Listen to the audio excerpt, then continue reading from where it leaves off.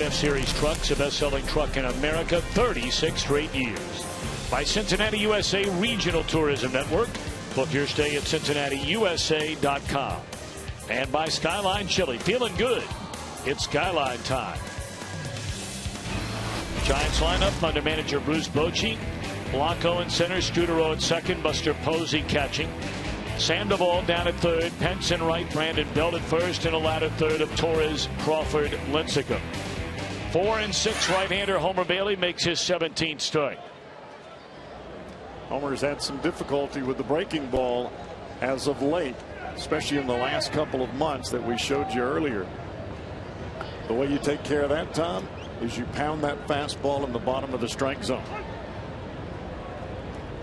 Gregor Blanco hitless in his last 13 at bats. First pitch swinging down a strike, and we are underway. Adrian Johnson calls the balls and strikes tonight with Brian O'Nora, the first base umpire. The crew chief, Phildon Colbert, is out at second base, and Bill Welke, the umpire, at third. Great to have you with us on this beautiful Tuesday night. Reds trying to make it back-to-back wins to begin this 7-game homestand. 4 with the Giants, 3 against the Mariners. 1-1 to Blanco, a .281 batter with a home run and 26 runs batted in. He has played very well in the absence of their regular center fielder, one of their postseason heroes a year ago, Angel Pagan.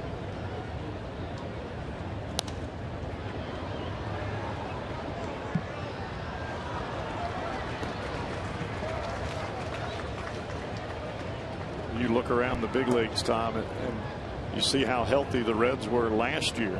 Seems like every team that the Reds play, including the Reds, have had some injuries that have taken away from their ability to win ball games to some of their special guys. Pagan has missed well over 30 games with a strained left hamstring, and Blanco is gone on a fastball up in a strike zone.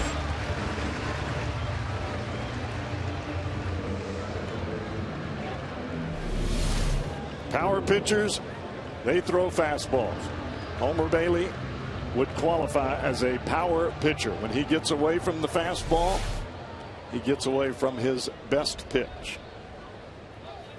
Now Marco Scudero at .315, a pair of home runs, 18 runs batted in, 0 for 3 through 6 innings in the game last night. Fastball, strike 1. But up last night, Scudero picked the best time to play his best. During the Giants' run through the division series, he was MVP of the league championship series, arguably their best player, who got the most big hits through the entire postseason, including that thrilling World Series they had to win it for the second time in the last 3 years. So if you're going to come big in your career, that's a good time to do it. All eyes shining on you at the end of the season. Steady dose of nothing but fastballs so far, and it's 1 ball and 2 strikes on Scudero.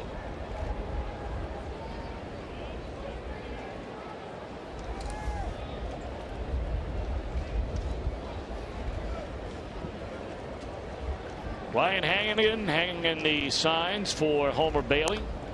And another fastball, and again it swung on and fouled out of play. Bailey was brilliant against the Giants, you may remember, in Game 3 here last year of the division series, a game the Reds lost 2-1. The Reds scored their only run in the first inning.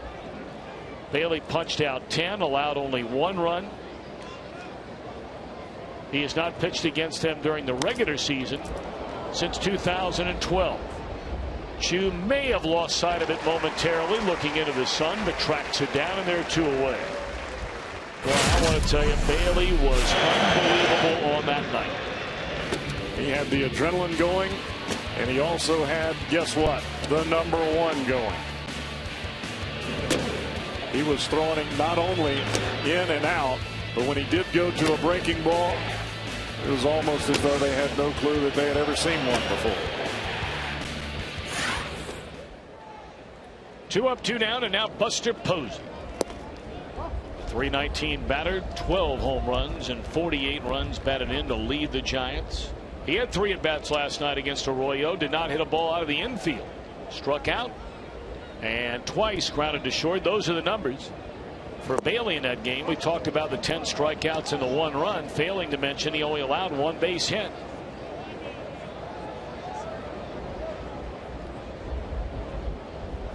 Arroyo kept everything away from Posey last night. Steady diet of breaking balls. Different pitcher, different night.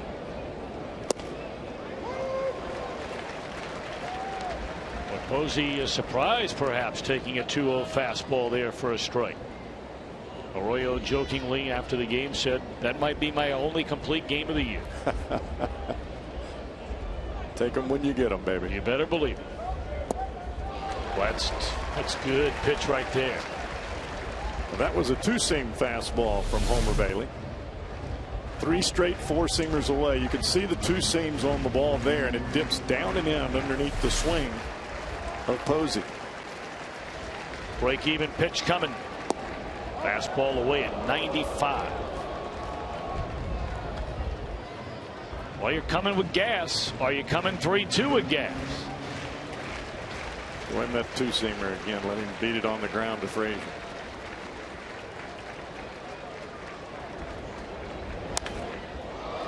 In the air, right center field at 95 miles per hour. That fastball, and that takes care of Posey and the Giants in 1-2-3 fashion. Reds are coming up against Tim Lincecum when we return. Lakers starting lineup tonight. Game 2 of this series against Tim Lincecum. Shin-Soo Choo, Zach Kozar, Joey Votto, Brandon Phillips, Jay Bruce, and Todd Frazier in the middle. Xavier Paul, Ryan Hannigan, and Homer Bailey, the latter third. Against 29-year-old right-hander, just turned 29 a little less than a month ago. 2-time Cy Young Award winner, 4-time All-Star, most recently in 2011. Right-hander Tim Lincecum. Big long body for Lincecum. Actually, I probably shouldn't say big, because big is probably not an adjective that you would use with Lincecum, other than the fact that he has a big room with a lot of trophies in it from the younger days in his career. 29, you would not think that he would be past his prime. You would think most pitchers enter their prime at that point. But Lincecum, tough year last year, and still following that right now. And that one nearly hit Choo in the head on the very first pitch.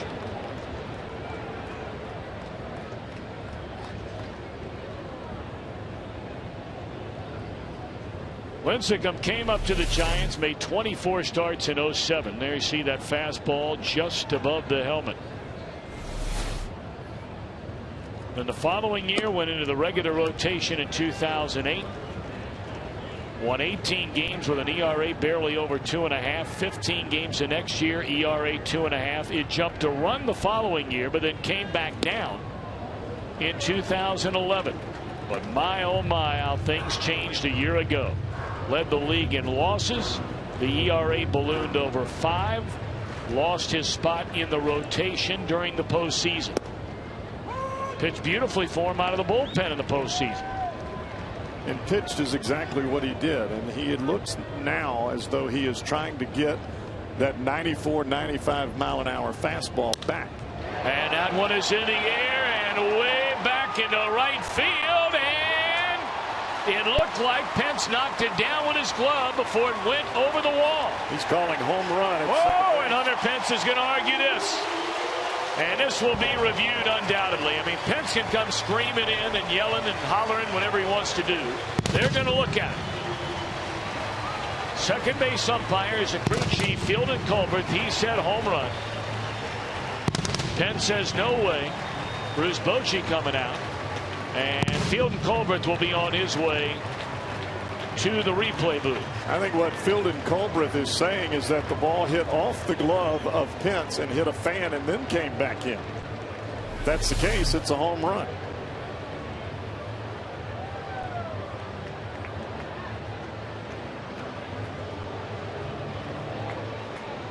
It's hard to tell with a depth perception there if it hit a fan in the bill of the cap.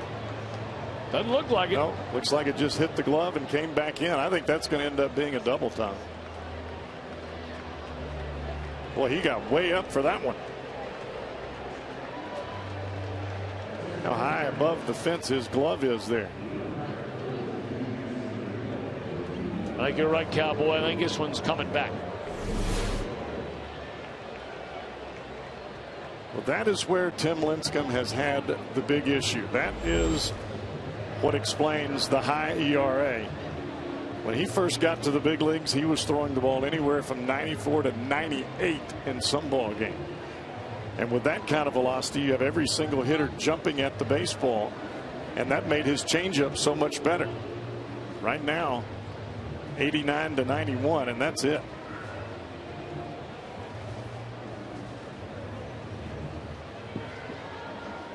You look at the strikeout numbers for Lincecum, especially strikeouts per 9 innings. Back in 2009, 2010, he was upwards of 10 strikeouts per 9 innings. Now down below 9. And the walks are going up. Yep. I mean, he got to a point where he was averaging over 4 walks per 9 innings, and he's right at that number again this year. It's slightly better this year than last year, but it's still 4 walks per 9. Well, you see the first pitch of the ball game. Now you can say, oh, well, maybe he's just trying to establish some precedence inside. That was an overthrown fastball right out of the gate, and it almost hit Chu in the head. Lincecum has always had that real jumpy motion to the plate, real low leg drive, kicking almost towards home plate. And when everything is not in sync or you're lacking leg strength, velocity is not quite the same. That's a list you don't want to find your name on.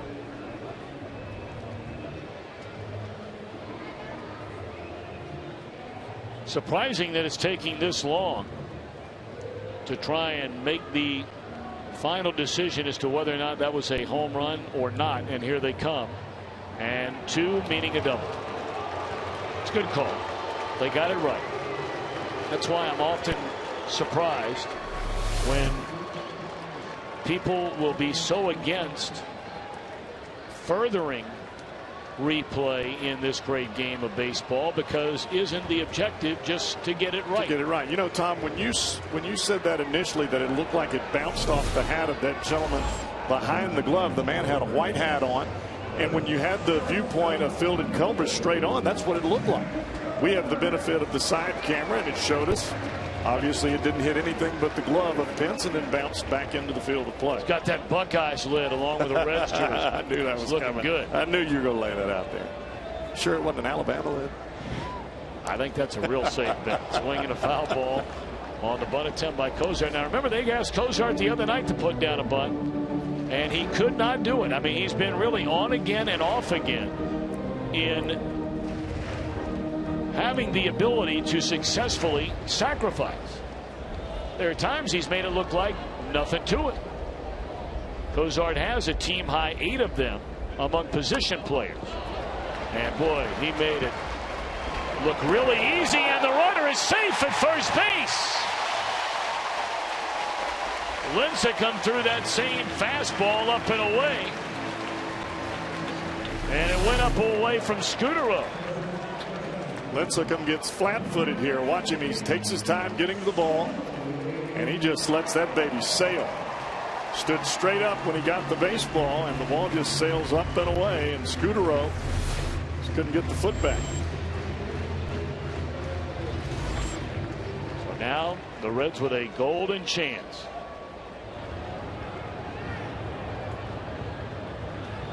Runners on the corners, nobody out. The heart of the order coming up. And Joey Votto looks at ball 1 low. Joey at 325, 14 home runs, 38 batted in. He had 1 hit and 4 at bats. He had an infield single, scored a run, struck out 3 times last night. That's an aberration. You don't normally see Votto anywhere near the strikeout mark of 3 in a row.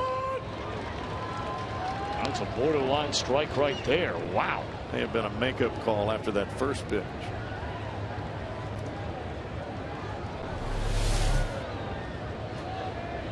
All right. Strike it is. 1-1 to Votto. Off the outside corner, 2 balls and a strike.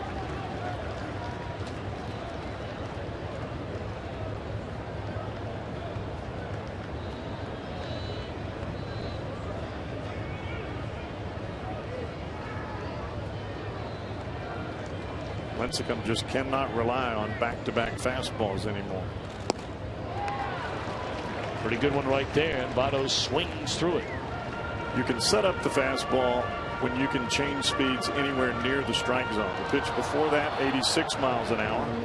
You add 6-7 miles an hour velocity to the fastball and throw it in the same spot, you get a good result. Runners on the corners, nobody out. 2-2 to Votto, and a fastball is high. When the Reds have put down a sacrifice in front of Votto this year, he is 5 out of 6 with a home run and has walked 4 times. That's not too shabby. He's about due for a home run, I'd say. Well, he's got 14 of them.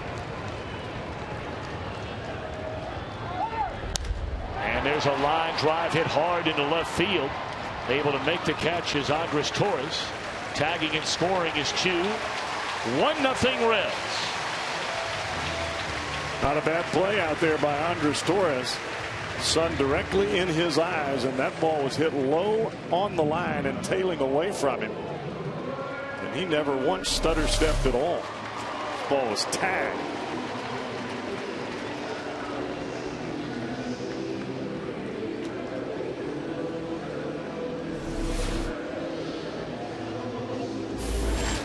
So give Joey Votto his 39th run batted in, and here's a team leader in that category, Brandon Phillips, 272, 11 home runs, 61 runs batted in.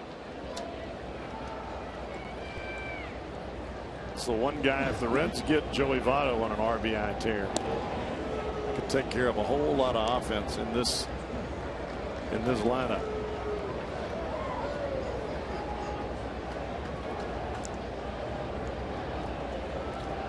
Pirates are back in action tonight. They open a 3-game series at home against the Philadelphia Phillies. Cardinals will be playing much later, an interleague series out in Anaheim. And of course that means that Albert Pujols, for the first time since leaving the Cardinals, will be playing against his former team. Just in time where the Angels are starting to play some better baseball. Cardinals are having a little hiccup for the first time this year. Reds are 3 behind the Cardinals, 5 behind the Pirates. And Lincecum on a breaking ball gets ahead of Brandon, 0-2. First pitch changeup. Hard curveball right on the outside corner. Starts it in the same spot where he had the changeup on the pitch before.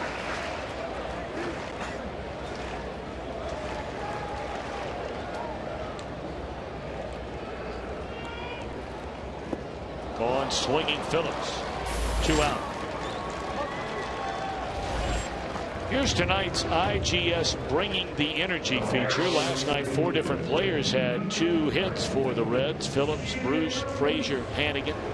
Scoring runs, driving in runs. Reds in 6 innings last night had 11 hits, scored 8 times.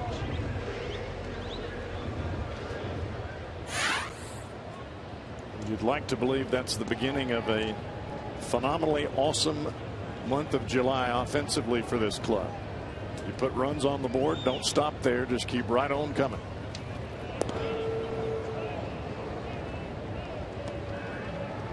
Cozart has not attempted, rather remarkably, a single stolen base this year. For a guy who stole more than 30 bases in a minor league season just a couple of years ago. There's ball 1 up and away. You look at the way that the defense has shifted around, especially with Sandoval playing at the shortstop spot. It would almost make more sense to have Sandoval up the middle and keep Brandon Crawford on the other side to at least cover some range, because Sandoval doesn't have a whole lot. Trying to remember the team that did that earlier this year against the Reds. That's precisely the move they made. They left their shortstop at that position. Pirates did it because they put Alvarez on the other side. Right. They give Jay Bruce a tremendous amount of room down the left field line. Pulled the string on him, 2-0. Bruce looking fastball, and he did not get it.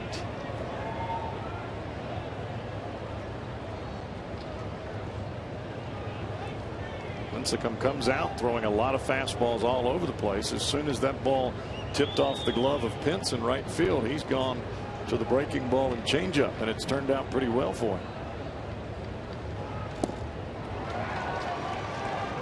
It's turned out real well for him.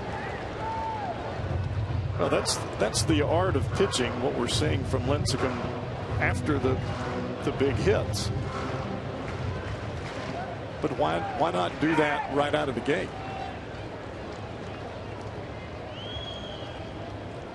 Two and two on Jay Bruce. Cozart at first, 2 out. Runner going, and a bouncing ball to the right side. That'll be the second baseman Scudero, and the inning is over. But the Reds get a run. They take advantage of a throwing error by Lincecum. And at the end of one, lead by 1. If you notice, we called him Xavier Paul.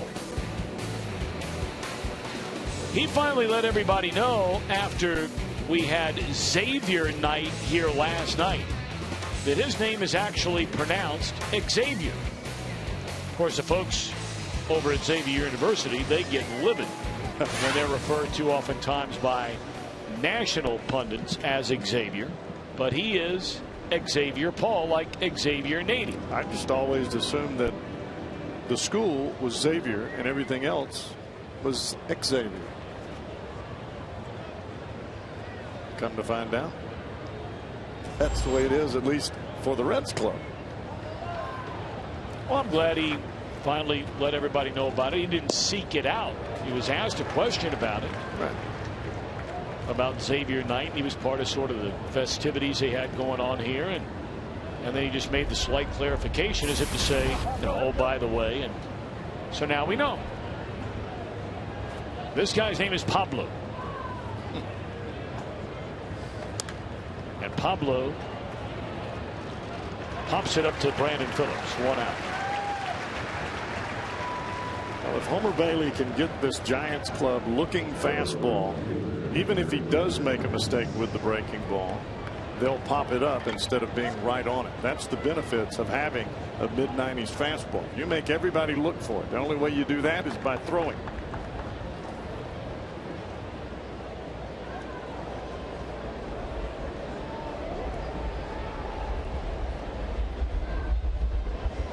Now the right fielder Hunter Pence, 283 batter, 13 home runs and 42 runs batted in. Of course, Reds for many years saw Hunter Pence in a Houston Astros uniform.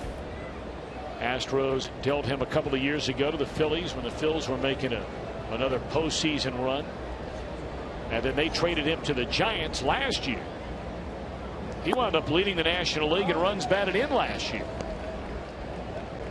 High energy player, likes to swing the bat and likes to swing it early in the count. He is looking fastball. He is looking middle in till you get some strikes on it.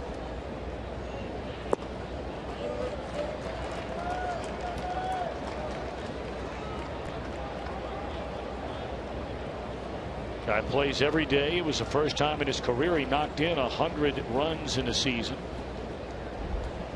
He wound up overall finishing 5th. He was leading the league after he came over from Philadelphia and wound up finishing 5th in the league in runs batted in for the year. He's a high energy player, and the guys around him feed off of that. Well, he was a guy that you may remember they had that meeting after they fell behind 2-0, and he called the meeting. Yep, and really put together the rally cry for the Giants. And remember the scene in the dugout before games 3, 4, and 5. Where it was like a football team huddling up like they do before a kickoff. Exactly.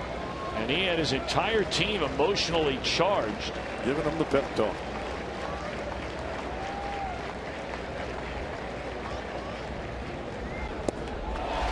Got him on a breaking ball for out number 2, and that's strikeout number 2 for Homer Bailey. Good comeback there by Homer. A lot of fastballs early in the count, even though they weren't strikes. This is. And you've got him looking for the fastball. You can see the dot, the backwards dot on that ball as it's coming to the plate, spinning like a cement mixer, except that baby had a little move to it.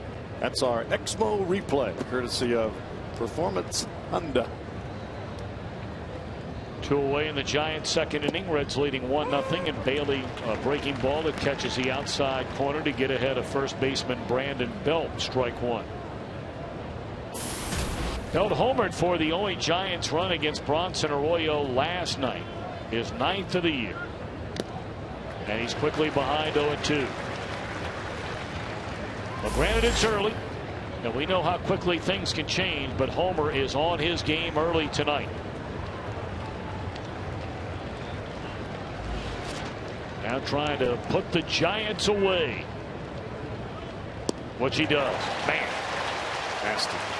Reds lead 1-0.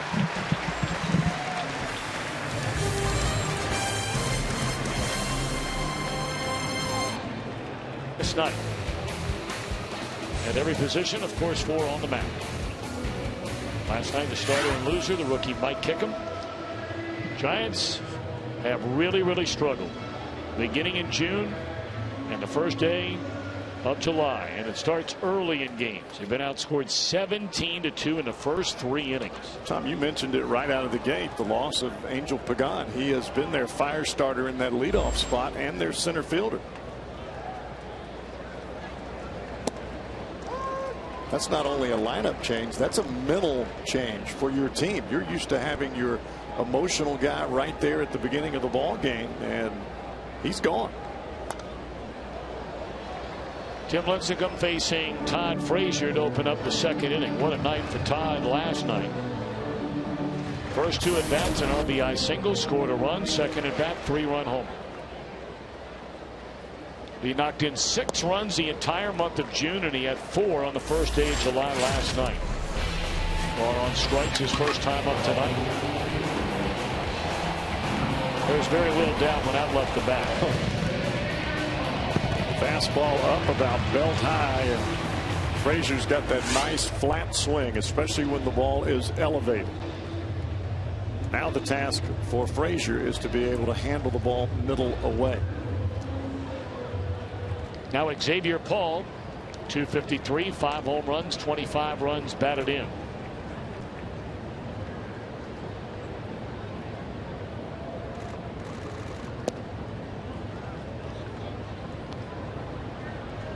Of course, Lincecum looks like an entirely different person.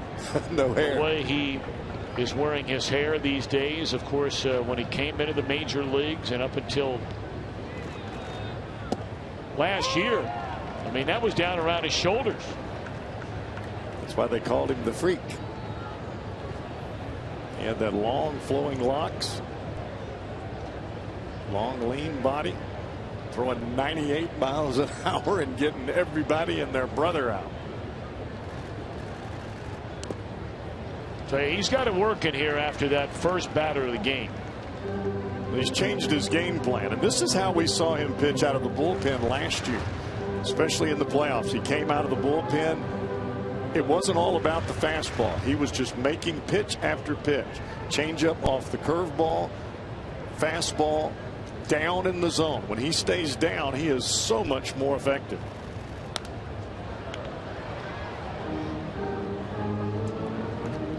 And that's across the board for any pitcher. If you can change speeds in the bottom half of the strike zone and make it across the plate, you're going to have hitters off balance. This guy has a phenomenal changeup because his body really jumps at you when he comes towards home plate.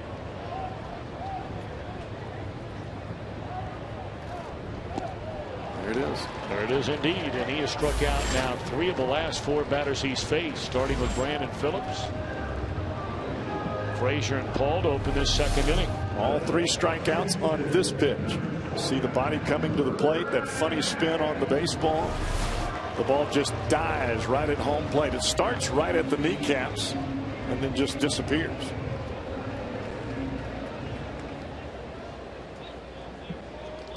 Two away for Ryan Hannigan.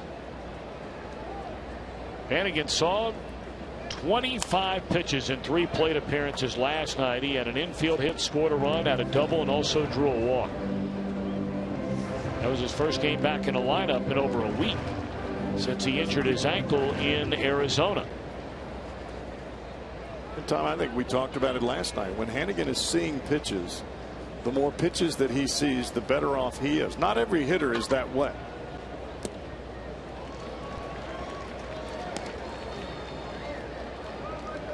Tim Lincecum right now is dealing. Yeah, you're exactly right. He changed everything from the first 2 batters. As soon as that ball hit off of Pence's glove, he is locked in. Amato hit that 3-2 pitch very hard off of him to drive in the run to sac fly that was caught into left field. But my, oh my. Now that was a changeup there, but that ball started on the inside corner and just drifted in off the plate. I don't think Lincecum cares where the changeup is. He just wants it down. I don't think he really tries to make it in or out. There it is. He fans aside. 4 strikeouts in the game for Lincecum. We move to the 3rd where the Reds lead the Giants 1-0. Well, the Reds came limping back off that road trip, and you can certainly understand why some of the fans are wondering about the team a little bit. They had fallen to 5.5 behind before they got the win last night to pick up in a half game on both the idle Cardinals and Pirates. First pitch swinging to begin the Giants' 3rd is Andres Torres, and that's an easy play for Jay Bruce. 1 pitch and 1 out. I think sometimes for the folks that watch the game, whether they're here or whether they're at home, they want to hear what Brandon Phillips said. Sure. They want to know that these guys that take the field, they want to hear them say that they care about winning and losing, because I think that gives you some reinforcement at home, knowing, okay, I'm in there with you. I know you're struggling. You know you're struggling. Okay, if you're going to tell me that, I'm going to hang with you. And I think that's what Brandon Phillips was saying. And for the folks at home, these guys do know. And they're trying to fight their way back out of it. What's one thing we know about this Reds team? They're going to give you everything they've got. I mean, that's pretty much common knowledge when you talk to people that play the Reds, is that they will bring their game seemingly every night. Doesn't mean they're going to win every night, obviously. This is not a boisterous group.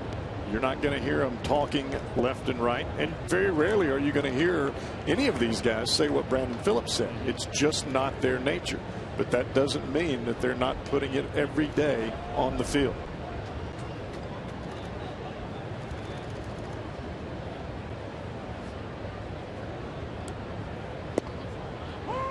In this game of baseball, 162 games in 182 days, sometimes you don't have the energy to be rah-rah.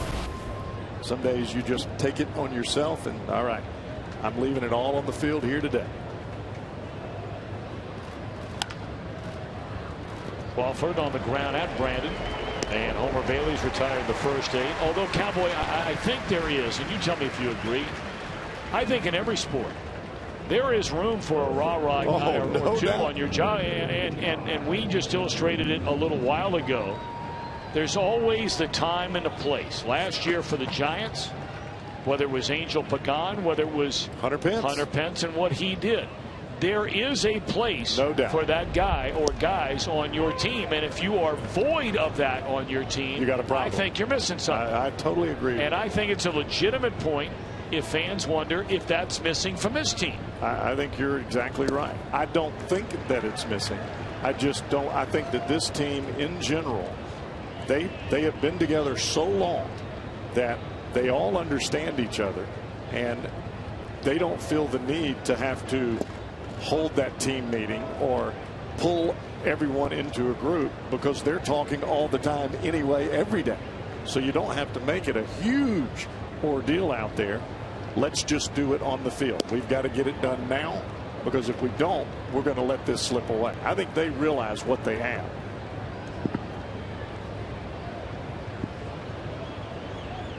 Bailey trying to make it 3 consecutive perfect innings. Got ahead 0-2 on Lincecum. Now the break-even pitch. Struck him out. 9 up, 9 down, 4 strikeouts for Bailey. Homer will lead off the Reds' third with a 1-0 lead. Put in his hand. That's a big word. I borrowed it. Man, that is a big word. Try to limit those. Okay. That's what my mama said. I mean, don't talk about stuff you don't know, boy. 2-0 to Homer Bailey. You know, you've got a full head of hair there, and you know you used to put that Old Spice in your hair. We've documented that. You talked about that a long time ago. 3-0 to Bailey. I'm starting to lose some of mine. You know, I'm starting to get the little divot in the back, like a lot of guys. You know, that kind of thing. I wonder if I rubbed a little Old Spice on there. Hey. Might it come back? Hey, don't knock it. It might work. I am not knocking it. I think Old Spice has got some of that. What's that stuff called? Rogaine? Yeah. I think that was the original Rogaine, was Old Spice. Get some of that cologne, pop it in your glove, and right on your lid. Be looking good. And smelling good. Ouch. How about that? Off the foot of Lincecum on a 3-1 pitch. And then over the head of Sandoval, and Homer Bailey has just his 5th hit of the year. Well, that's what can happen even when you go 3-1 on a pitch. You got it. Lincecum was just trying to get out of the way. Caught him on the backside of the left foot. Looked like it hit off the bottom of the spike. As a matter of fact, kicked off towards the left. Yeah, and it bounced on the ground before it hit his spike. Tell you, when you're on the dirt and you're moving around to release the ball, it is some kind of difficult to even pick the ball up, period, much less get a glove on.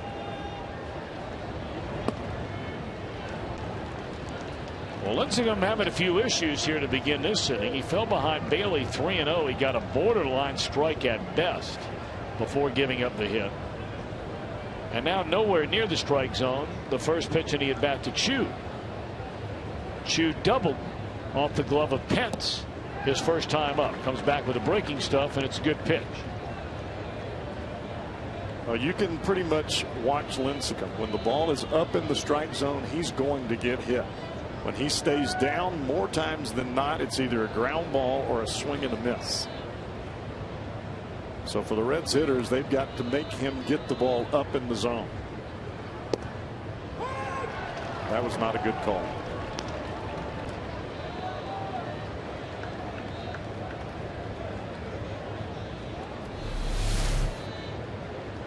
Change up, runs right off the plate away.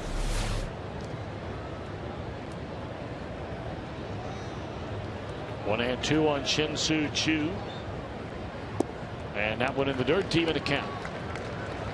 4 of the last 5 pitches have been off speed. That's why as a batter you've got to make him get that ball up a little bit. You start chasing breaking balls and changeups down in the dirt. Trouble. Foul ball. Came with a fastball trying to run it by Chu. It's very similar to the at bat that Votto had early. Votto had made up his mind he was going to shoot the ball up the middle or the other way, and it allows you to wait just that extra split second longer so you don't chase that pitch down in the dirt. The changeup in the dirt.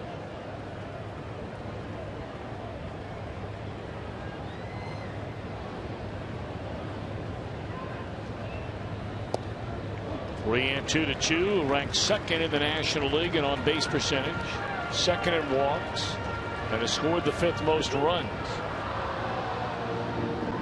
For a leadoff hitter, I don't know that you can argue a whole lot. The batting average not exactly where Chu wants it, but he's getting on base. And he walks again, so here we go. You got to believe Cozart's up there to bunt once more with the first 2 aboard and nobody out. You saw that last take by Chu. That is huge, because what it's going to do is it's going to make Tim Lincecum think twice about bouncing the changeup, as we've seen through the first 2 innings. If he has to start getting the ball up in the strike zone to get a strike, the Reds are going to put the bat on it. Dave Righetti, former outstanding major league pitcher and one of my teammates with the Giants. Indeed, equally outstanding major league pitching coach. Of course, he was a starter, once through a no-hitter for the New York Yankees. I believe he threw that no-hitter one year on the 4th of July, if I remember right. He did. And of course, he later became a great closer. He was closing when we were playing together out in San Francisco. And what a guy. Oh, what a guy. Tell you, he really understands the ins and outs, not only of the pitching game, but the mentality that it takes to be successful, whether you're a starter or out of the bullpen. And it's two different thought processes. Cozart beautifully put down the sacrifice his first time up and wound up reaching safely. And he swings at the first pitch. Well, the Giants still don't believe he's not going to ultimately try and bunt. Sandoval's not moved. 2 steps in on the grass. If you are bunting here, you want to bunt it hard right at Sandoval. Make him come get the baseball.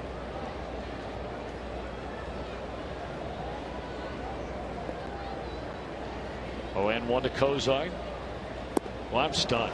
I am just stunned. But maybe with Bailey running, maybe they don't want to bunt. Well, I have to say, partner, I'm right there with you. I don't know if I've ever been more stunned, though, than the other night when the Reds had a runner at second base and nobody out and didn't bunt. They wound up winning that game in extra innings. Cozart bounces it foul. Well, Cozart was in a spot in Texas where I thought it was very similar to this kind of situation where I thought he should be bunting, and he hit a double into the left center field gap. Scored a run, scored Brandon Phillips all the way from first base. Reds tied the score. All right, 0-2 to count on Zach Cozart. And he hooks it deep in the hole. And did they get the out? They did. A chew. Very nice play by Crawford. Indeed. He did not have a play at third. Sandoval wasn't quite back to the bag in time. His only play was going to be to Scutaro at second. That is a long way to go for the ball, and you have to throw, you have to catch and throw all in one motion there, or you're not going to get chewed. You see how close that was. Well, the one thing that didn't happen by Cozart not bunting, successfully bunting, is Cozart is now standing over there at first base. And Joey Votto is going to bat in a situation where there's not a base open, and maybe they have to pitch to him. That's a big maybe. They don't have to do anything. And I think if you're Dusty Baker, that had to enter your thought process there. Do you want Lincecum to go after Votto? My thought process is yes. If there's a base open, maybe he can toy with him a little bit and face Phillips with the bases loaded. So he started, and on the appeal, he went around. Strike 1. Reds are having a lot of difficulty with the off-speed stuff down in the dirt. Now it's not starting there. That ball is starting in the strike zone and diving down under.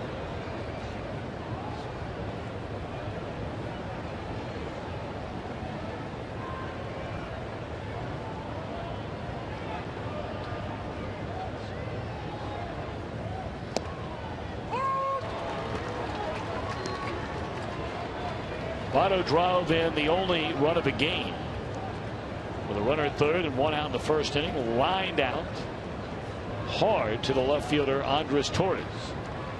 Very good numbers with runners in scoring position, right around his season average. 0-2 now to Votto. It'll stay right there. It's back-to-back fastballs there by Lincecum. 1 for a strike, and then there Joey was a little bit tardy on that one.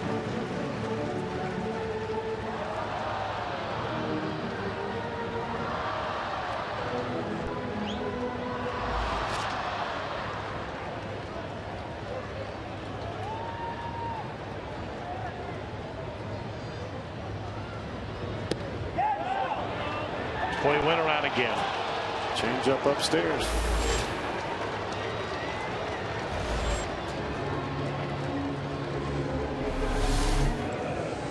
Lincecum has done an awfully good job on following pitch to pitch.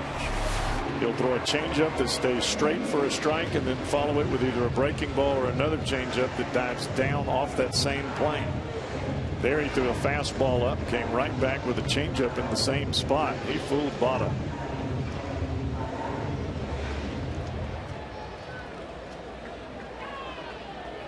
So now the Reds leaning hard on Brandon Phillips, as they have done so many times during the course of this year, to try and deliver a 2-out RBI. There's ball one low to Brandon Phillips, and boy has he done a good job of it.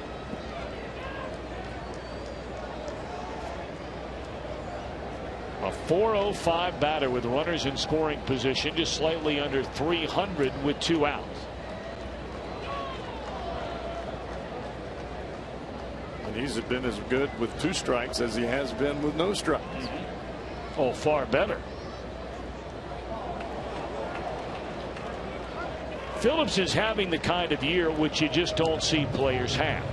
He has one of the worst batting averages in Major League Baseball on the first pitch of the at-bat. Ball's put in play. And he has the best average in the league with 2 strikes. It's amazing.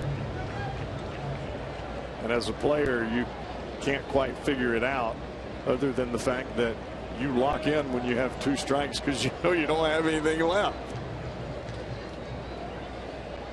2-0 on Brandon Phillips. Tardy on a fastball. It's 2-1. It's very similar to the pitcher that doesn't pitch very well when nobody's on, but yet gives up no runs with the bases loaded. Go figure. Phillips has always thrived under pressure. And goodness knows, with runners in scoring position and 2 strikes, that's pressure. Not this time. Crawford will throw out Phillips, and there's a missed chance right there. The big out in the inning, the strikeout of Votto. 1-0 Reds, end of 3. Playoff appearance, 3rd time in the last 4 years. I've heard a lot of people know a lot about football that believe the Bengals could be one of the top 5 teams in the NFL here in 2013. Be exciting for the town, no doubt about it. No doubt. Winning's fun anywhere. It really is. Homer Bailey, time for him to buckle down and stay buckled down. Look at some of the numbers for Homer Bailey here in 2013. Those first 3 innings have been awfully kind to him. But you see the numbers there, 4 through 6. That's 6.28 ERA. That's not something you want to write home about. And a lot of that has to do with going away from the fastball the second time through the lineup, trying to trick him, trying to do something different. Dance with the one who brung you. Throw him the heater, Ricky. Oh, come on. You got to do better than that. Come on. I mean, you've got that down. Take a deep breath. Take a deep breath. I don't want to catch you laughing. I mean, you know, you so infrequently break it out that when you're going to break it out, break it out. Throw him the heater, Ricky. There you go. Or should I say, Homer. Slapped into left field. 1 out. 10 in a row retired by Bailey to start tonight. And you could see that pitch there. That was not a tremendous split finger, but because of the previous pitch, the fastball inside. Watch where the split finger is. It's knocked down in the dirt. It is up and out over the plate. Still had some movement to it, but the batter was fooled because of the previous pitch at 93 miles an hour. Boy, did you see Homer Bailey, though? The reaction he had just watching that ball where it was going. Let's go back and run that replay here in a minute. He yells at himself before Blanco even touches the ball. Here's ball 1. Just keep your eye on Homer when we run this. Because he did not like the pitch. No. It's actually as contact was being made. As he let it go, I mean, you know when the ball's coming out of your hand that it's not where you want it to be. We'll go back to that in a minute. There's a fly ball to right field off the bat of Scudero, and 2 are out here in the 4th inning. I mean, Bailey's actually yelling at himself before Gregor Blanco makes contact. Just watch Bailey.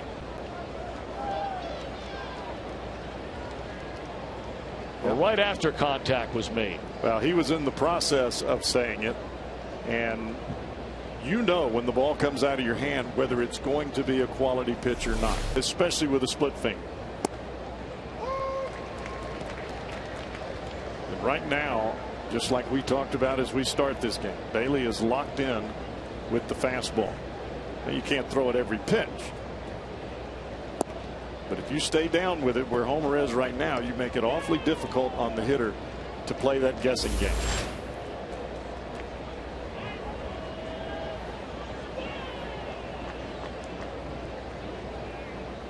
Two down. Posey fly to center his first time up, and there's a strike to get ahead 1-2 with a 95-mile-per-hour fastball. And you see where the location was on that time. No hitter, not even a Buster Posey, a catching all-star that was the MVP last year, once they hit that pitch.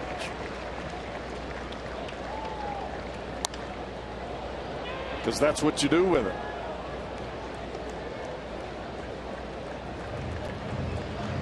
I believe, as do most, that the toughest pitch in the game to hit is a well-located fastball.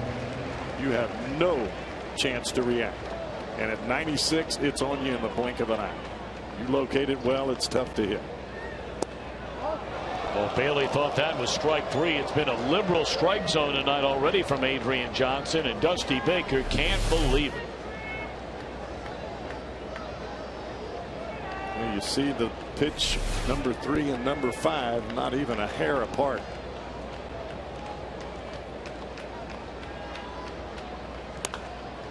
Ground ball nearly hit the bag. Good thing it didn't. And Frazier throws out Posey. That's 12 in a row set down by Bailey to start the game. Reds lead 1-0. Anniversary. Wow. That is amazing. That's a big ALG, as your dad would say. Ain't love green. Boy. Bill and Alice Simpson, Centerville, Ohio, just outside of Dayton. Congratulations. 75 years together. That's big time. Congratulations. Say they're in love. That would be an understatement. Especially this day and age.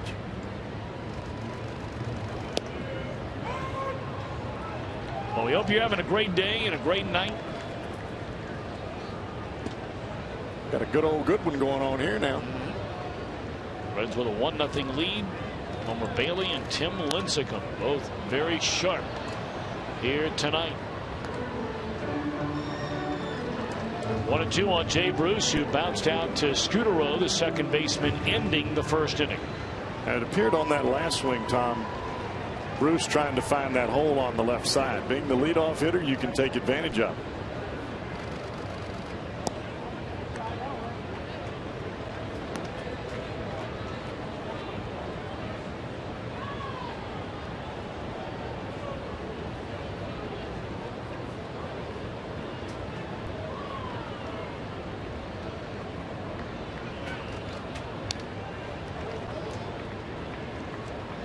Where Lincecum plays the middle game.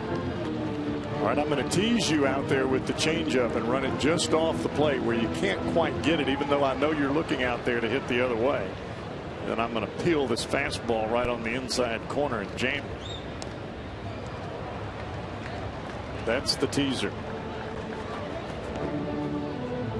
84 miles an hour, starts it on the corner and just lets it drift off just enough to where Jay can't quite get the good part of the bat to it.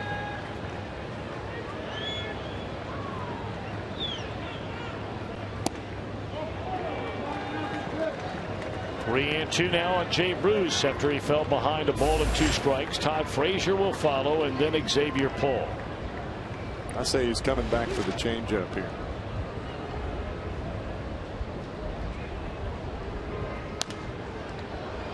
Didn't do it. Tell you one thing, when he does throw the fastball, the Reds are not on it. And he's made it that way because of the swing and misses that he's had with the changeups.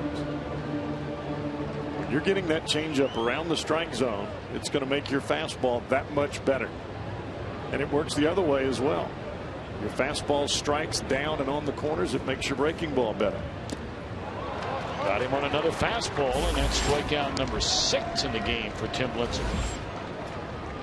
Well, for Red, it's a home run off that Toyota sign out by the Power Stacks tonight. Pamela Reinfrank of Mason, Ohio, will win the beautiful new Tundra on display here at the ballpark, and you can register for a chance to win it.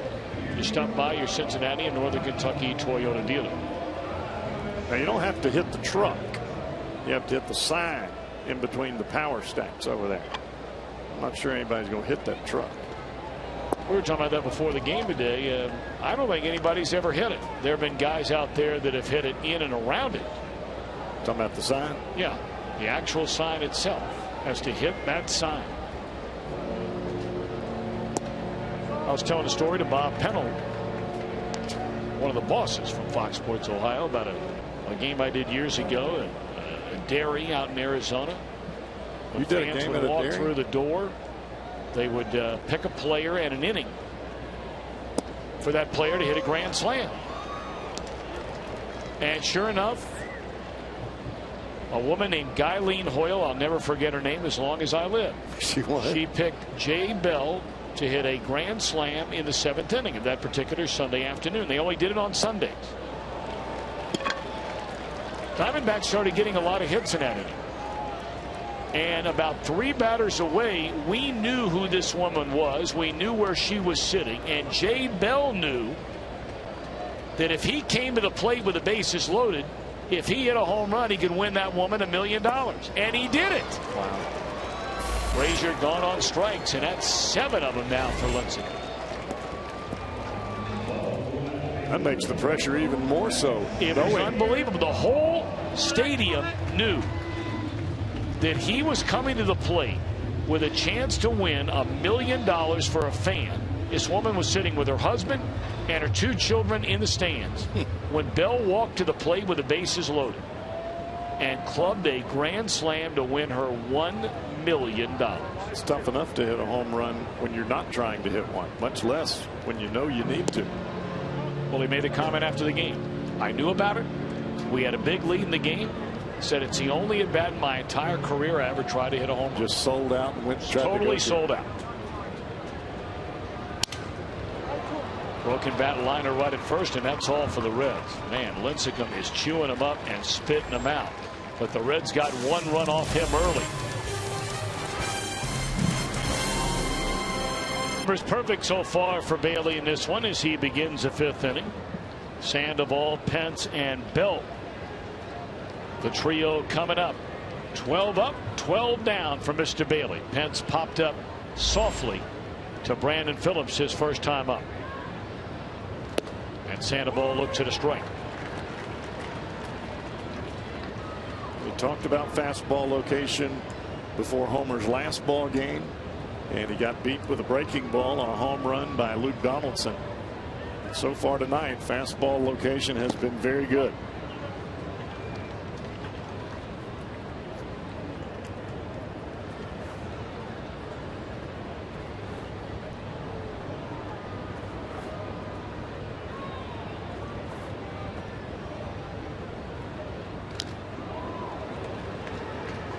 That tells you how much Sandoval's looking fastball right there.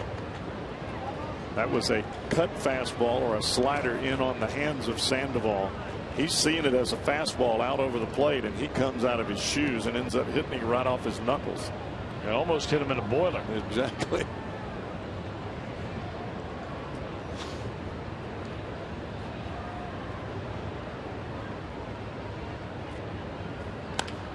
Bouncing ball. Cozart able to get to the glove side and throw out Sandoval to begin the inning. They hadn't played that way, not quite that far.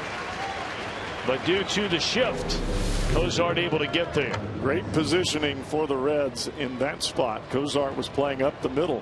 He ends up catching that ball a good 4 to 5 steps on the first base side of second base. Look how far he is over. He crisscrosses with Phillips. Nice play, nice execution from the bench as well. Chris Spires responsible for that, right? Yes, he is. Boy, he is pouring over those charts. His second week in on a team plane, wherever it is we're leaving, and never puts that book down the entire flight.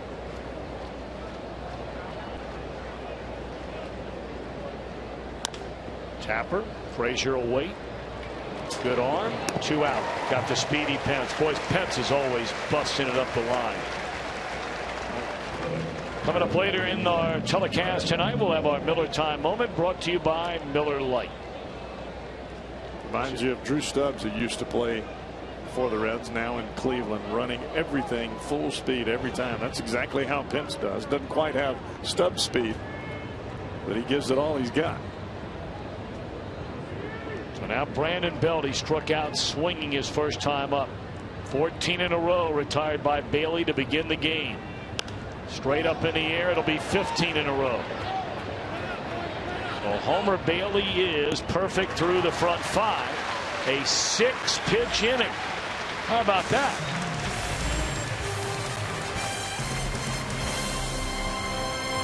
The right side of the infield as far as the starters go for the All-Stars, and you only have a few days to cast your vote. Votto and Phillips continue to lead in the National League as you look at the National League All-Stars. And again, July 4th, 11:59 p.m. You can go online and vote up to 35 times. Brandon Phillips right now only about 250,000 votes ahead of Matt Carpenter and Marco Scutaro, the Giants' second baseman. San Francisco, a big market. They have a big social media push out there. So every vote counts. Go to MLB.com or Reds.com to cast your ballot. First pitch swinging Ryan Hanigan, and he drops one into left center field. That's a nice play out there by Blanco, preventing Hanigan from turning that into a double. Well, it appeared as Hanigan rounded first, he had eyes on second. You're right, Tom. It looked like Blanco got to the ball. The first step that he made after catching the ball was turning and firing that ball in. It wasn't a perfect throw, but just getting it in made Hanigan stop. That is the first ball the Reds have hit out of the infield since a Joey Votto sac fly line drive to left field, the third batter of the game. Now, we're not going to count the one hopper by Homer Bailey that hit Tim Lincecum and then dribbled into left field. But as far as a ball leaving the bat and traveling beyond the Giant infield, that's the very first one.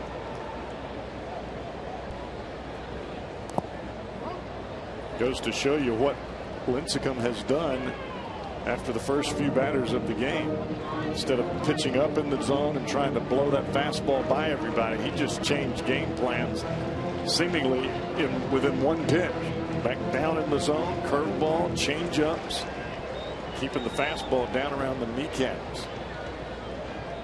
Homer Bailey has 5 sacrifices this year. And he can't break the. That's an out. And the throw to second base is an out, and that's a double play. I'm not sure Hanigan knew what happened.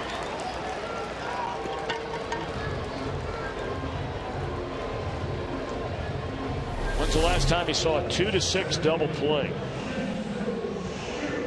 Ball was bunted, and it spun back right on home plate. So this is a tag play down at second. And Hanigan just hung out to dry there. That all goes back to the bunter.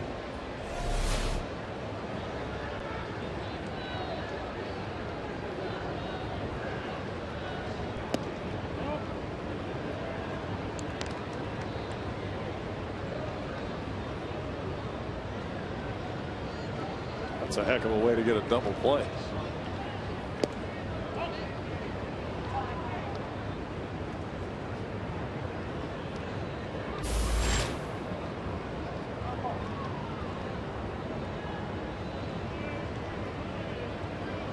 Two and 0 to Shin-Soo Choo. And he wants timeout before the 2-0. Just that picture of Homer Bailey in the dugout. That's just the ups and downs of the emotional roller coaster you go through in a ball game. You're riding the high after coming in, after retiring 15 consecutive batters, and then you can't get the bunt down, and then you're frustrated.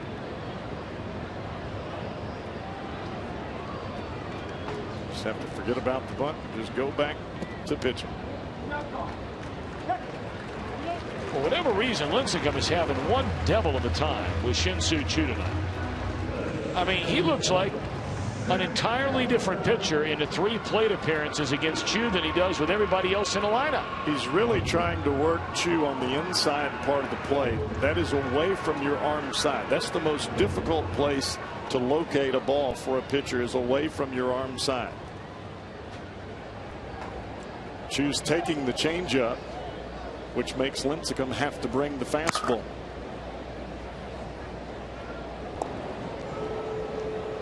When you look at the pitches of Tim Lincecum, there are not that many called strikes.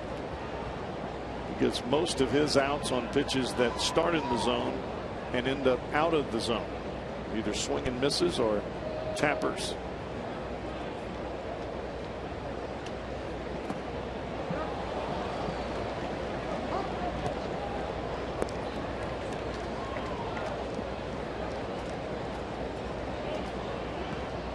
Kozart put down a sacrifice. He reached safely on Lincecum's error in the first inning.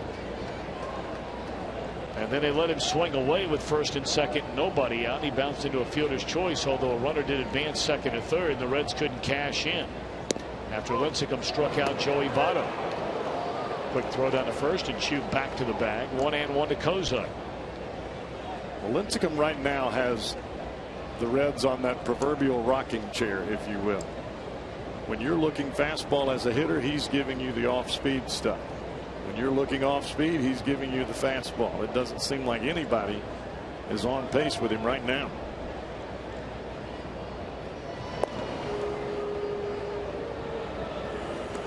Among straight up National League games, it is a pitching kind of a night.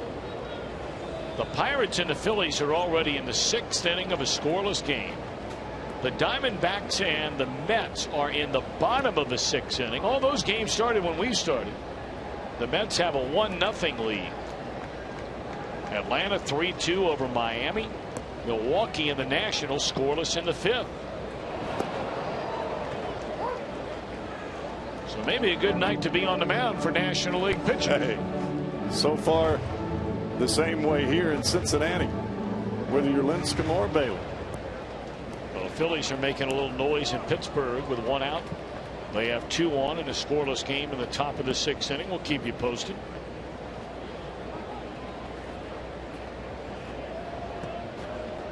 I think they would trade Utley, the Phillies. They sure are talking about it. Swinging a foul ball out of play. You mean the Reds and the Phillies trading up? No, I'm talking about the Phillies trading Chase Utley. Oh. You know what, Cowboy? I have always thought the most difficult decision an owner, a general manager have to make is the player who's been great for a long time, whose best years more than likely are behind him. On the backside of 40. And Utley is a free agent at the end of the year. Right.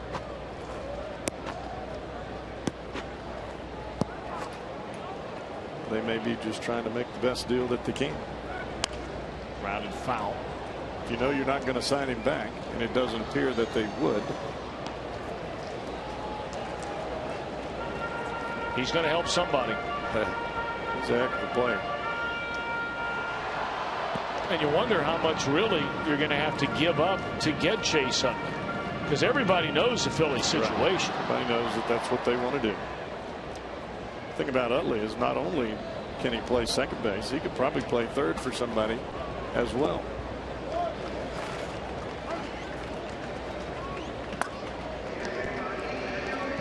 There is no doubt he can still hit. They brought Michael Young in on a 1-year deal, did they not? Yes, they did. And he's playing third base. And he can hit. 3-2 to Kozart. Choo will get started. Struck him out. Changeup. 8 strikeouts for Lincecum. We're on our way to the 6th. Reds still with a 1-0 lead. You're going to kick yourself when I tell you the answer. Is it prime time? Hold that thought. Let him think about it at home. You're saying Neon Deion Sanders. Prime time. pretty good athlete. Yeah. When you're talked about amongst Bo Jackson, I'd say yeah. All right, Homer Bailey now, all eyes on him. 15 in a row retired to begin this game.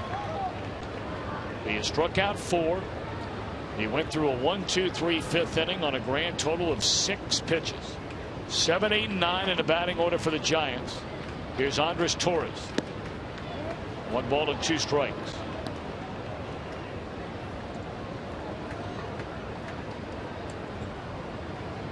And don't think for a moment that Homer doesn't realize what's going on in this ball game. You've got a 1-0 game. That's where you lock in at. You can't afford to give up anything right now. And there's strike 3 called, and Torres knew it.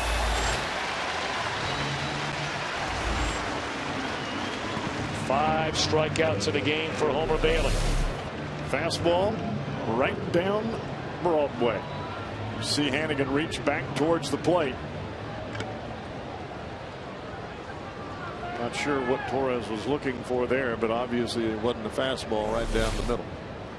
That's when you know a player is guessing. Yep. They can tell you they're not. They are.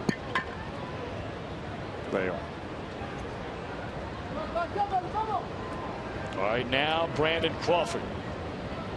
He bounced out to Brandon Phillips. His only at bat tonight. Reds a 1-0 lead. 16 in a row retired by Bailey. Nary a Giant has reached base through the front 5 1/3 innings.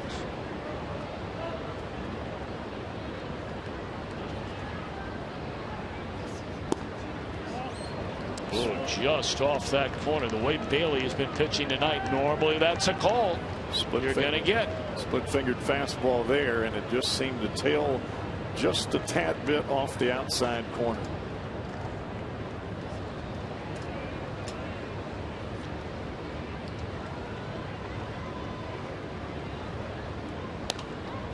Beat him with a fastball at 95 on a 2-0 pitch, and it's 2-1 on Brandon Crawford. Of course, we know Bailey has thrown a no-hitter. He has never gone this far into a game, not anywhere close, without surrendering at least a base run. Twice he's gone 3 2/3 innings. We're sitting on 5 1/3 right now. And another fastball that Crawford just can't catch up with. 2-2. And it's not that Homer is throwing the ball hard, because he is, but there's also a different point with the fastball that is allowing him to be successful, and that is his location. He's been down, and he's been able to move the ball side to side, in, out, in, out.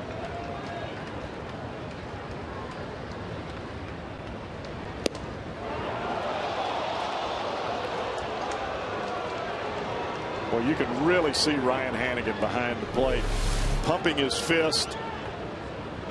Tons of nonverbal communication with Homer Bailey, and that really keeps your head in the game if you're a pitcher.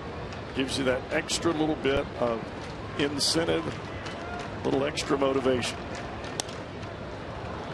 Fly ball down the left field line, sliding, trying to get at his pole, and he can't get to it. Slid way too soon.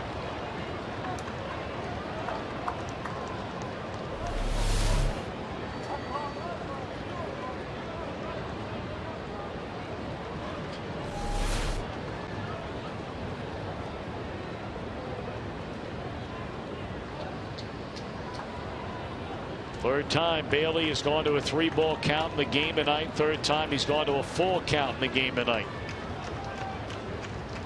But once more, the payoff pitch. Struck him out on a high fastball. He got away with what would have been ball 4. Well, you put a hitter in swing mode and you continue to move the fastball side to side. When you elevate it like this, the hitter sees it as being belt high right down the middle, and then it just explodes at the end. The next thing you know, it's chest high. So now Bailey turns his attention to Lincecum with 2 down and nobody on. Swing and a miss on a first pitch fastball. 17 in a row retired by Bailey since we started this game at 10 minutes after 7. And there is no let up now, even with the pitcher standing there. You have to keep sharp and stay on point. Boy, every fastball in this inning, 95 plus. Pitch count, no issue. That's a non-factor the way Bailey's going so far tonight.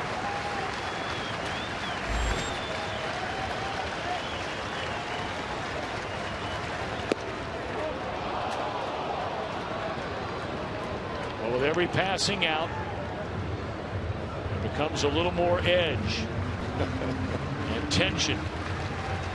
Not quite getting there yet. And starting to feel a little buzz around the ballpark. 1-2. Perfect through 6.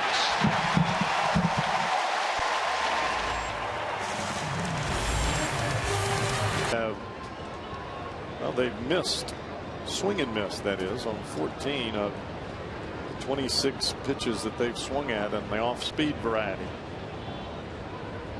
8 strikeouts for Lincecum. Reds lead 1-0 as they bat heart of the order here in the bottom of the 6th inning. Phillies, by the way, got 3 runs in the top of the 6th inning in Pittsburgh. Pirates batting in the bottom of the inning.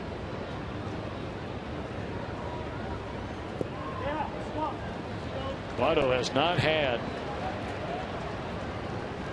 a good read on Lincecum, at least his last time up. When Lincecum struck him out with a runner at third, of course, Joey knocked in a run, the only run of the game, on a line drive to left field in the 1st inning. Starting to say he's not had a good read on Lincecum since basically Lincecum has gone now to primarily off-speed stuff. Now, this is the kind of pitcher that you have to make get the ball up. If you're looking fastball or changeup, fastball or off speed, he's going to fool you, and that's what he's done. You just have to look for the ball up in the strike zone and shoot the ball up the middle of the other way. Now, that's easier for me to say than it is to do, but that has to be your game plan going in.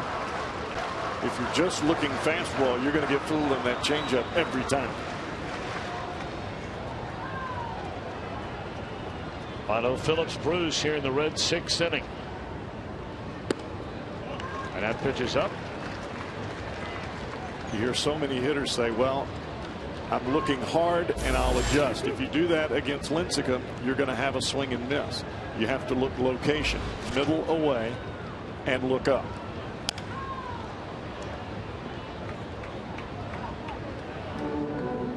You give up everything that's inside. If he's going to throw you 3 fastballs inside, so be it. Right now, you have to make him elevate the ball and get it out over the plate. And if you do that, it keeps you from swinging at that pitch in the dirt.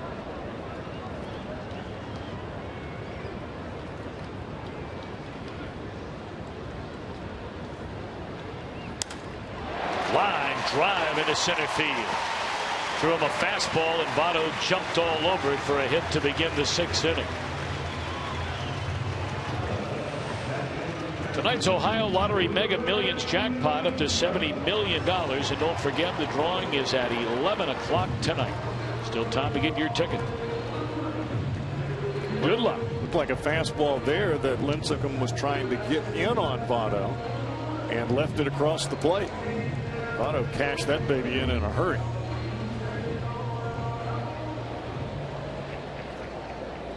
Now Brandon Phillips, who has struck out swinging and bounced out to shortstop. Go the other way. 2nd inning in a row, the Reds have had the leadoff man aboard. In fact, they've had a leadoff man aboard in 4 of the 6 innings so far tonight. The only time they scored was in the 1st.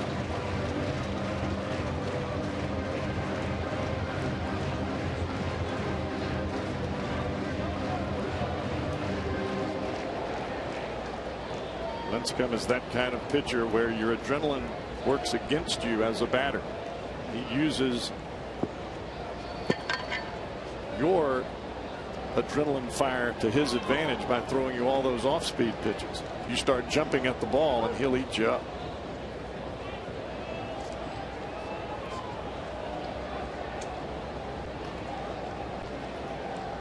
That's where you hear the hitting and batting coaches saying, let the ball get deep in the strike zone.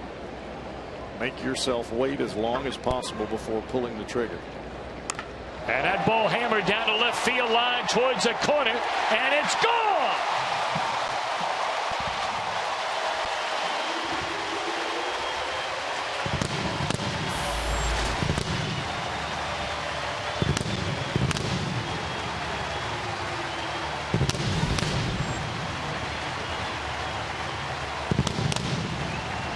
The very same pitch that Phillips struck out on in his first at bat, he hits out of the ballpark. Change up, and the ball runs right back to the bat head.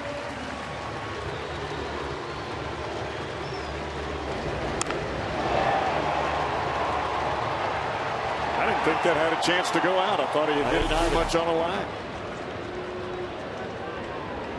They better give out hard hats out there in left. Well, they come in that quick, brother. Oh, kid.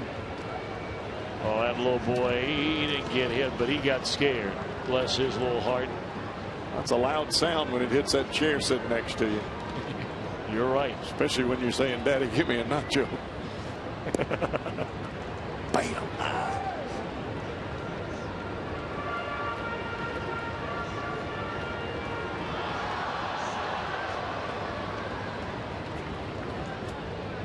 Three nothing Reds in front. And Votto watches his teammate Bruce drives one into left center field and makes a catch. One out in the inning.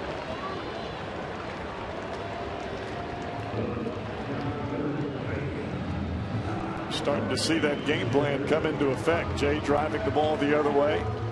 Phillips was dead set on shooting the ball up the middle the other way, and the ball hangs in the middle of the zone. And instead of you pulling over the top of that ball and rolling it over, your bat head is there, and you just carry it right on out of the ballpark.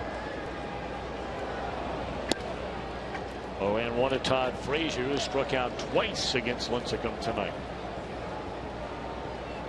And even that swing from Frazier was trying to shoot the ball the other way. Reds are making some adjustments here.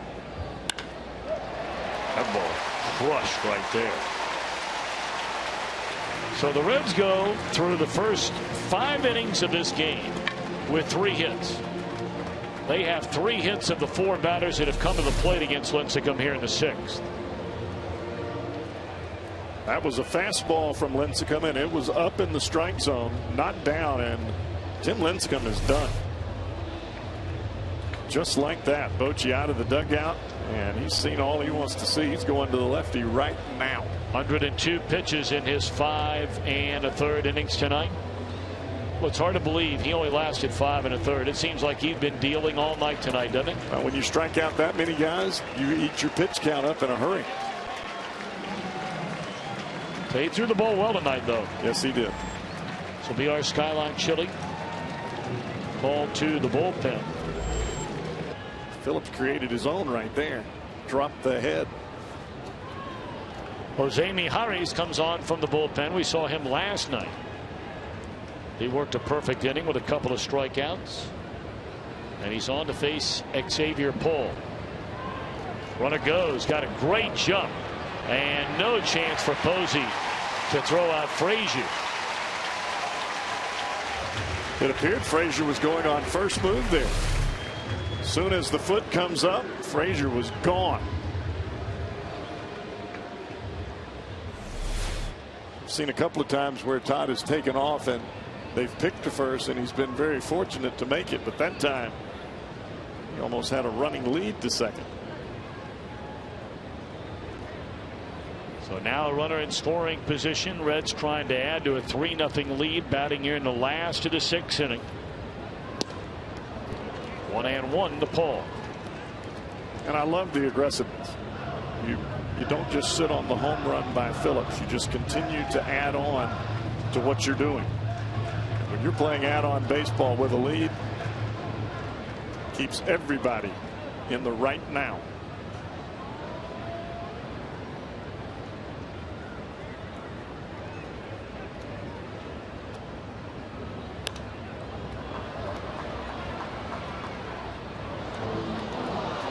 I think too, Tom, by taking second base for Frazier, you create a little bit of different atmosphere for Xavier Paul. I think hitters psych up a little bit more with a guy standing in scoring position. You've got a chance for an RBI here versus just a single. There's a little more on the line now.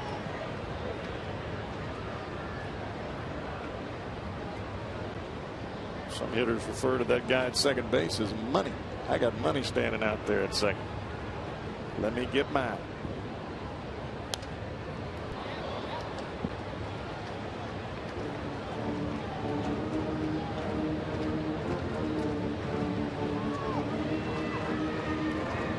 Mijares, one of 3 left-handers down in that Giants bullpen. Javier Lopez is having a really good year, and so too is a one-time Red, Jeremy Affeldt. Mijares was the last pitcher we saw last night, right? 1, 2, 3 inning, a couple of strikeouts. And he strikes out Paul. 2 are out here in the 6th inning.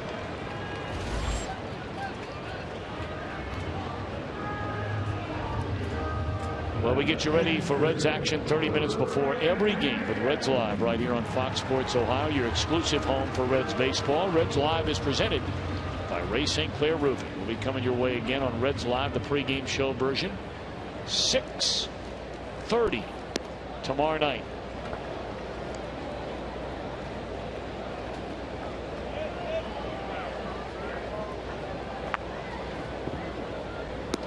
Shows you how special it was for Mijares facing the left-hander Paul. That'll be the last regular batter that gets a chance unless Homer Bailey can do something about it.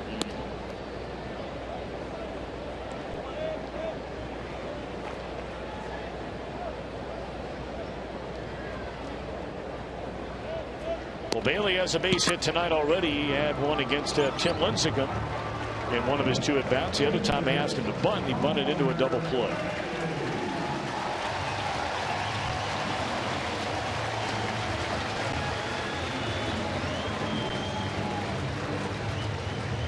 Thought Lincecum threw the ball awfully well. Really well. That's the best. You and I were talking between innings. That's the best I've seen him look in a long time. And I know he's had other games where this year, in fact, he's had a number of them where he's thrown the ball very well. 7 innings, 2 hits, no runs. I mean, he's had good games this year, but he's also had some clunkers like a lot of guys do. Well, he was on key with his breaking stuff tonight, both the changeup and the curveball. Well, Bailey had a pitch to hit right there. Boy, did he! And you can see him. He's talking to himself.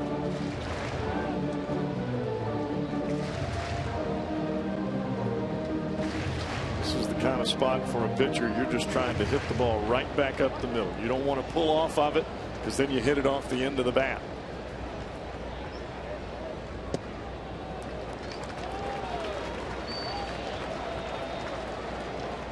Mijares floats one of those breaking balls one more time on the inner half to Bailey. Swing. He's have to hammer one down in that left field corner here.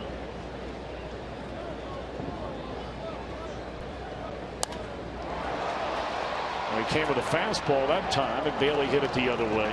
2-2.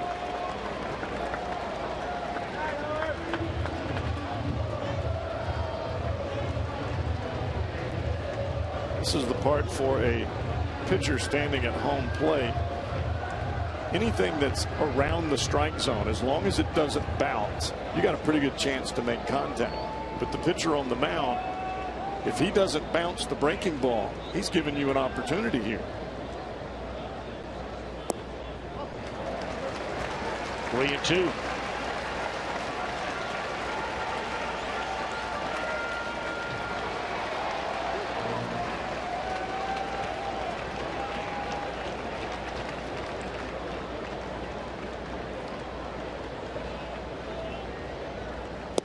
Struck him out, inning over. All right, now Bailey heads back to the dugout to refocus on taking care of business on the mound. That 1-0 lead. Last month, couple of months of the season, Bailey was in lockout mode as far as offenses went, and he started out this season in the same kind of spot. Bump in the road a few starts in May and June, but if he can get back in this kind of groove, he's had superb fastball location tonight. And it's made all the other pitches look even that much better. Derek Robinson replaces Xavier Paul in left field. And here is Gregor Blanco. Strike one. Blanco struck out in the first inning. He flied out to left in the fourth. Well, the switch to Robinson in left field right now, you're not worried about offense. You've got a 3-0 lead. You want to make sure you catch everything that heads into the air. Robinson with some great speed in left. They play Blanco slightly to hit the ball the other way. Robinson is playing extremely shallow in left field. I mean, shallow by normal standards for the left-handed batting Blanco up there. And Chu is playing a few steps in center field, drifted over into left center. 1-1 on Blanco. Fastball high. 72 pitches for Bailey, and we're just underway in the seventh inning.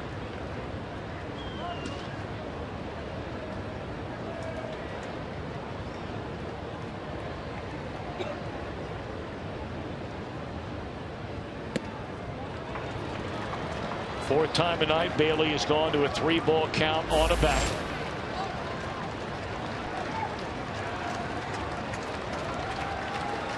Here the crowd already, even in a 3-1 count, trying to will Bailey to throw a strike here to the leadoff man in the seventh, which he does to run the count full. Every pitch, the further we go into this night without a Giant getting on base, the more and more this crowd will be a factor.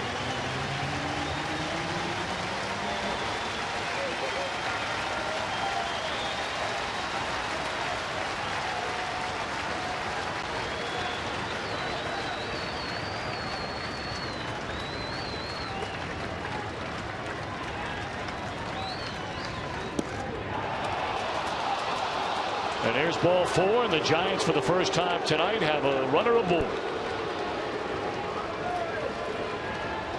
Bailey tried to go in with the fastball there. Last 5 pitches were fastballs, 4 of which missed out of the strike zone. 3 high, 1 the final one down and in.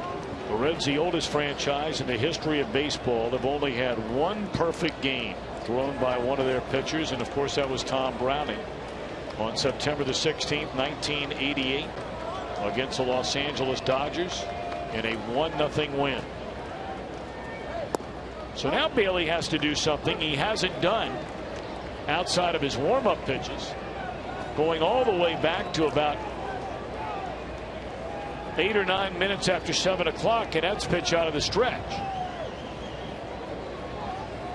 And the biggest thing for Homer right now is just to settle himself down, take a deep breath, gather yourself, make sure that you keep your weight on that back leg. That's where everything begins. Scudero fly to center. He's flied to right.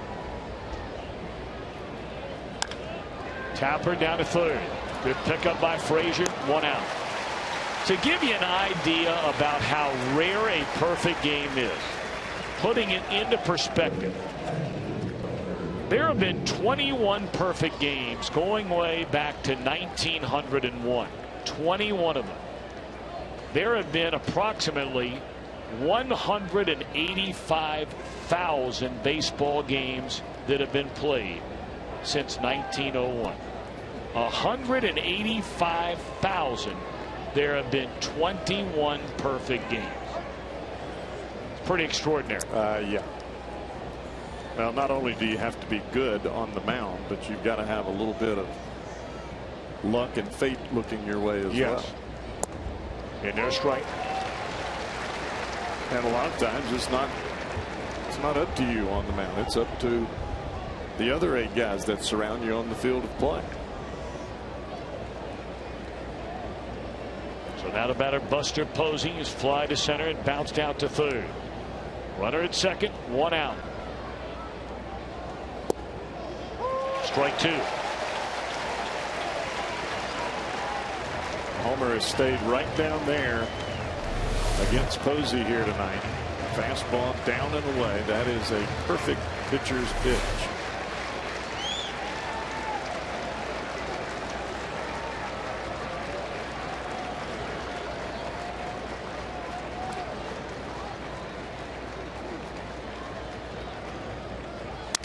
Broken back. Bailey better get to the bag. And they throw to third. And how about the move by Votto? They get the out at third. What a play by Votto. It really was the only play that he had, because Bailey did not break to the bag, thinking perhaps the ball would be caught in the air. Now, Homer was a little bit tardy getting off the mound. Matter of fact, he was a lot tardy. He's watching, thinking, just like you said, Tom, that the ball was going to be caught in the air. That is a big-time heads-up play by Joey Votto. Now, Posey not very fast. It would have been a bang-bang play at first base. You had to see him out of the corner of your eye if you're Joey Votto, and something moved and he picked it up. That is a great, great play. And of course, that could have been the first giant hit of the game if they try to get that out of first base. So now Pablo Sandoval, 2 down, runner at first. Strike 1 to Sandoval. I mean, that's as big of a bailout as you can get. And we talked about special games and the other guys meaning as much as you do to have a game like that. That's the kind of play I'm talking about. Quite instinctive on the part of Votto.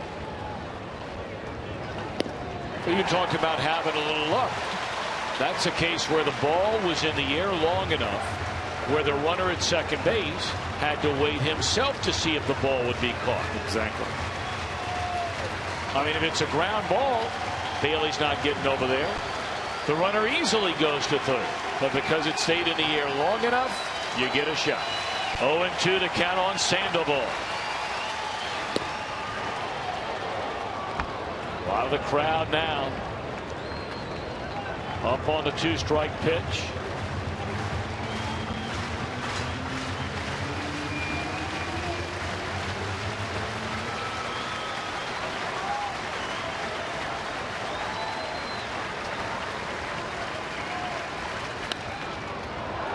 Still 1-2. Bailey is beating Sandoval on that pitch up and away. You can't go too far up and away. You're not going to get the swing. You have to stay on the plate. You just continue to elevate. If you go down, you got to make sure you stay away from the bat head.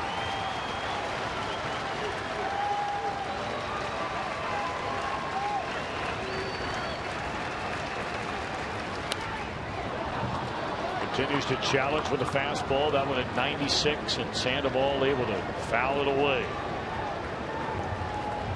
Sandoval really almost taking this ball out of the mitt of Ryan Hanigan now in back-to-back pitches. Very late swings, emergency swings, just trying to react and get some part of the bat to the baseball.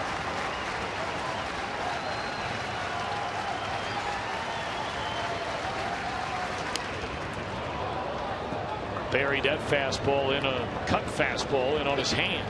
Ryan Hanigan was setting up almost behind Pablo Sandoval there. You could really barely see the mitt. He had the mitt behind Sandoval's back leg. It's basically saying, hey, I want you to throw it right at him.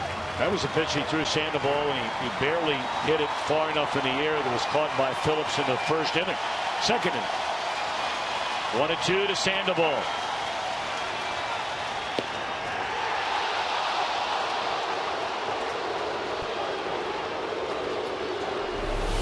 Just a bit off the plate. You can see where Hanigan's sitting, and that's exactly where the pitch was. Just off the outside corner. You don't want to go to 3-2 here, Tom. You got to make it happen right now. Trying to go to the same spot.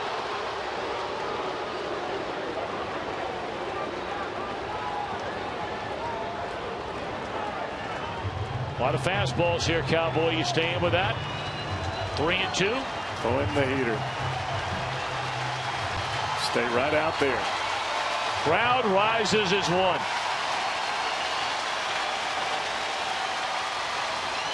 No hits through 7.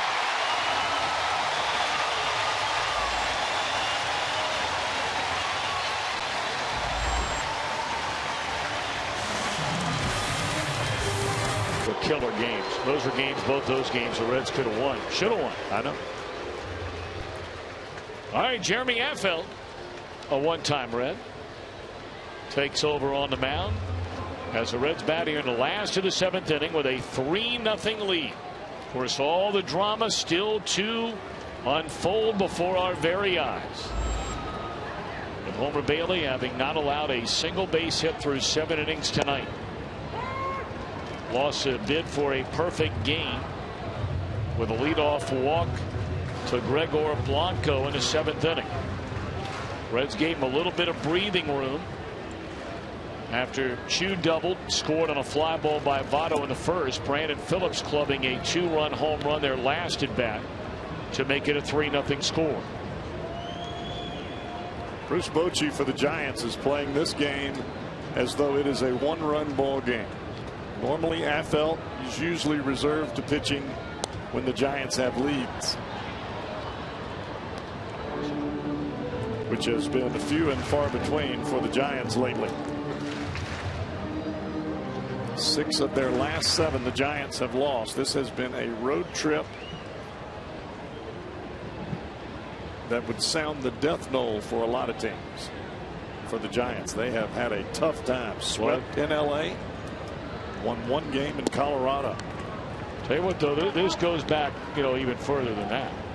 I mean, you're talking about a Giant team that over their last 44 games has won only 16 times in 44 games.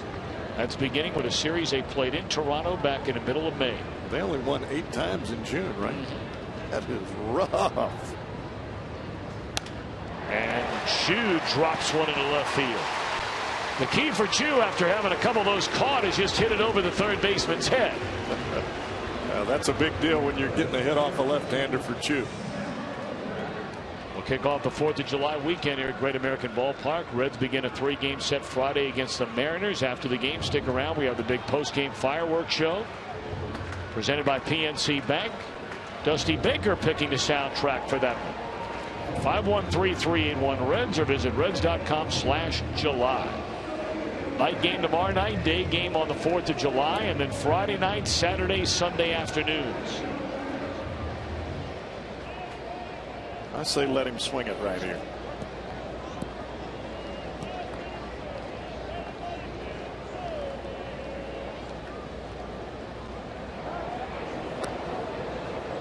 Best way for the Reds to go for a knockout punch is a big inning. Get a big inning by swinging the stick.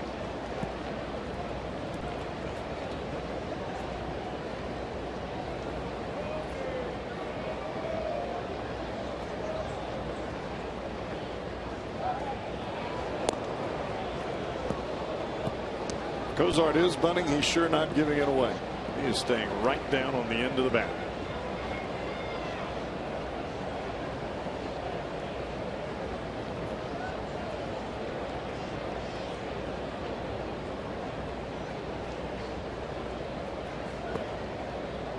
No sign of a bunt. Ball 1.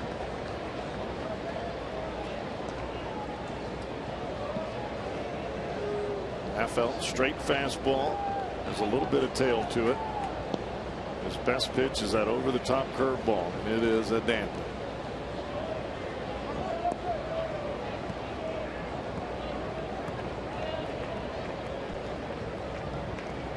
One and 0 on the Red shortstop.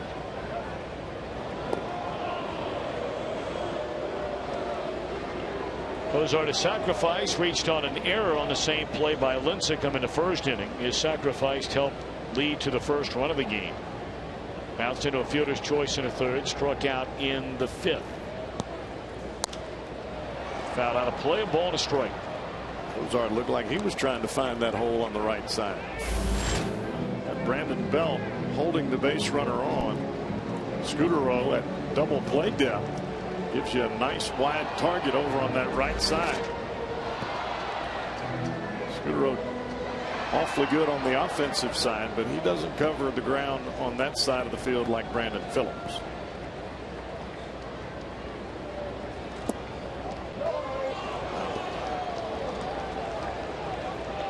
That's a tough strike right there.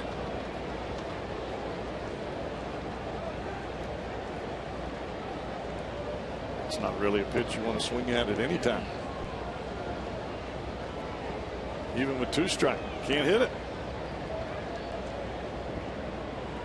1-2 to Kozak. And that one gets away from Posey. And Chu will advance on to second base. It'll be a wild pitch on Affeldt. Affeldt is going to get the wild pitch here. But the catcher Posey didn't try to block this ball at all. As a matter of fact, he just tried to what we call Olay it. Just threw the glove out there and turned his head.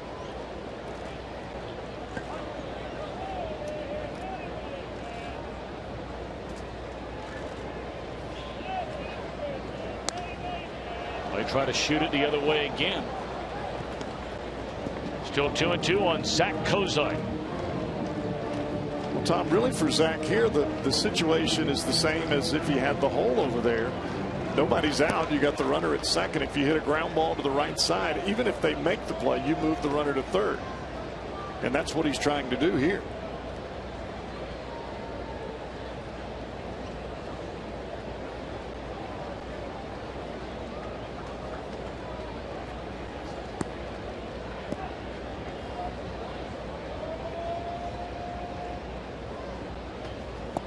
Breaking ball swung on and missed, and that's the first out in the inning. Not a productive out for Kozak.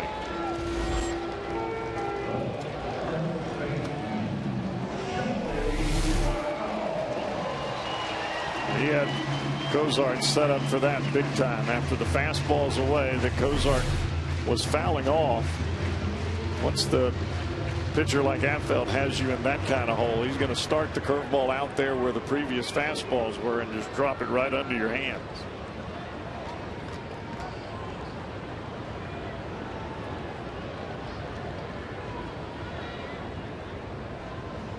Oh, breaking ball inside of Votto. Joey, a sac flower behind the first inning, struck out in the third. He singled and then scored on the home run by Brandon Phillips in the sixth inning. Affeldt tries to start that ball right at Votto and break it over the inside corner. That last pitch didn't have a whole lot of break to it. It was just spinning. By the way, that home run by Brandon Phillips now giving him 63 runs batted in on the year. He is in a second place tie again with Alan Craig of the Cardinals. Both of them are 6 behind the league leader Paul Goldschmidt, the Arizona Diamondbacks first baseman.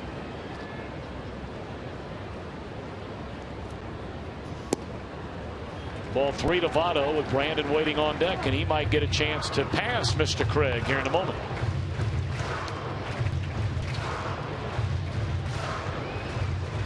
Phillies lead the Pirates. That game has gone to the bottom of the 8th inning. 3-1 Philadelphia. Looks like it's Papelbon time. We're getting close to it. And knocking on the door. Chu taking off, and a fly ball into short left field, and it continues to carry short of the warning track as Votto swings on a 3-0 pitch. Chu had third base stolen if he takes that pitch there. Boy, what a great jump by Chu. Of course, if Votto hits that on the ground or in a line, it's an easy run score.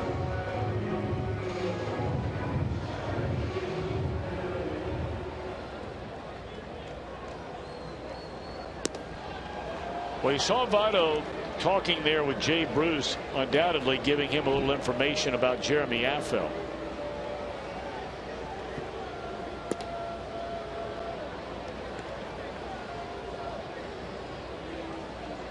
That was a very, very odd ending to that at bat.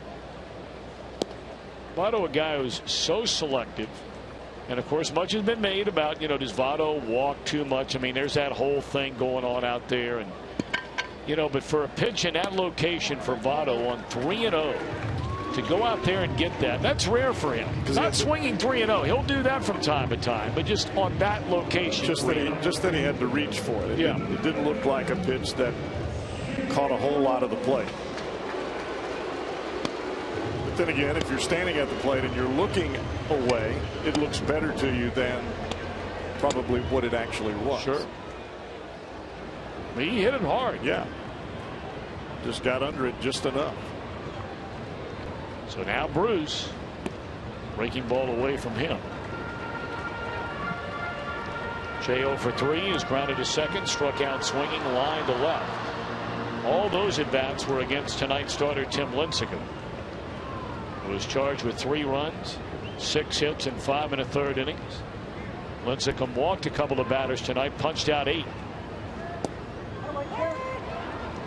This will test Jay to the nth degree, as his left-handed on left-handed success has been this year. He has been awfully good against left-handed pitching.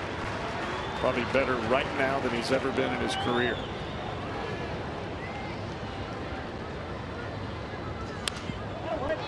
Got underneath it, pops it up over near the dugout, and Belt with room. Ball came right back to it. Sure did.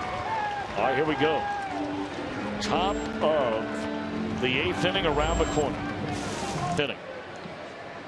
Bailey retired the first 18 batters of the game, if you're just joining us.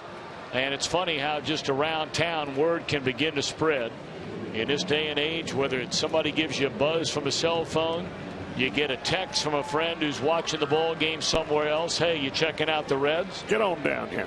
Bailey's working on a perfect game, and that he was before he walked Gregor Blanco to lead off the 7th inning. He proceeded to retire the next 3 batters, Scudero, Posey, and Sandoval. So here we go in the 8th inning. 3 runs, 7 hits for the Reds. No runs, no hits for the Giants. Hunter Pence, Brandon Belt, and Andres Torres, a scheduled trio in the 8th.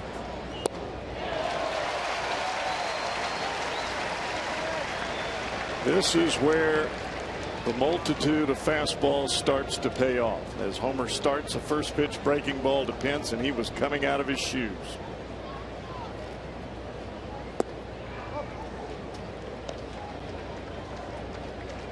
You establish the fastball early in the ball game, and that is exactly what Bailey has done. Now it's time to finish her up. 1-1 to Pence. Got a pitch to hit right there. Yes, he did. And he fouled it back. That's one of the more hittable pitches that Bailey has thrown all night, and there have not been many. That was a breaking ball that just stayed in the heart of the zone. Came out of the hand early. You could see Homer shaking his head.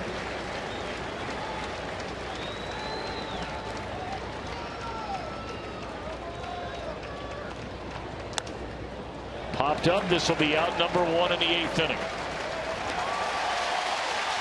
Fastball runs right in on the hands of Hunter Pence. Well, coming up after our game tonight, Fox Sports Ohio will break it all down. Reds Live. It's brought to you by Kings Honda and the Kings Auto Mall. Visit KingsHondaUSA.com. Homer Bailey with 5 outs to go.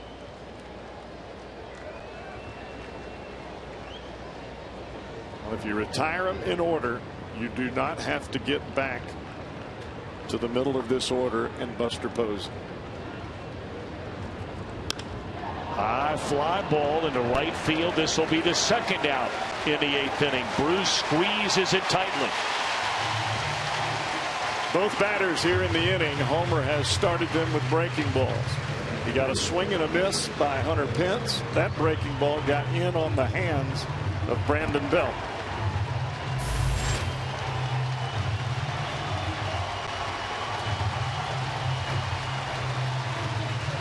Crowd's getting a little anxious, Tom. Indeed it is.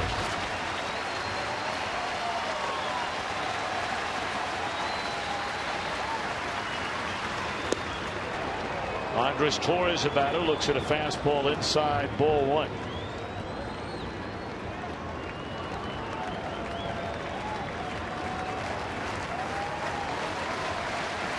Torres is fly to right and struck out. Line drive, center field, inning over.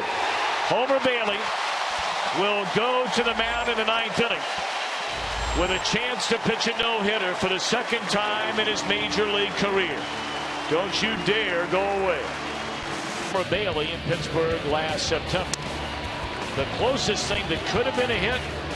Would Bailey have beaten the runner to the bag? Buster Posey will never know, because Joey Votto alertly noticed the runner Gregor Blanco had to wait to see if that ball would be caught in the air, and rather than take the chance at first, he threw out the lead runner at third. Special games call for special plays. Giants will go to their bullpen and bring on Sandy Rosario. He has not been up long. This is his 3rd stint with the big league club. Last 11 innings, only 2 earned runs.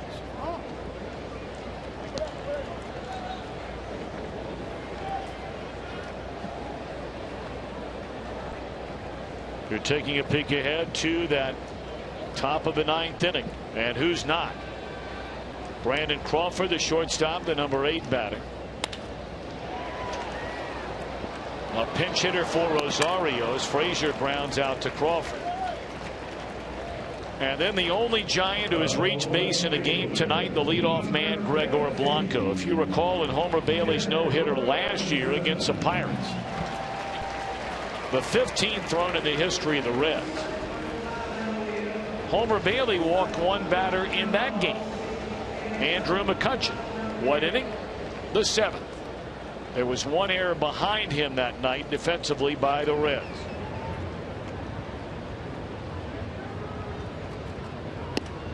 Derek Robinson bats for the first time, strike 1.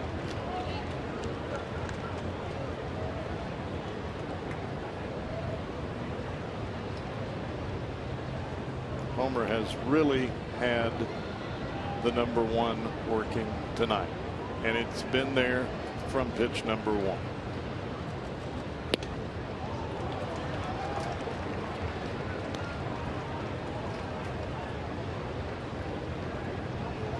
And like you said, Tom, there's only been 1 time that you can really remember in the ball game where he's left a pitch up that was very hittable, and that was in the last inning to Hunter Pence, and it just got fouled off.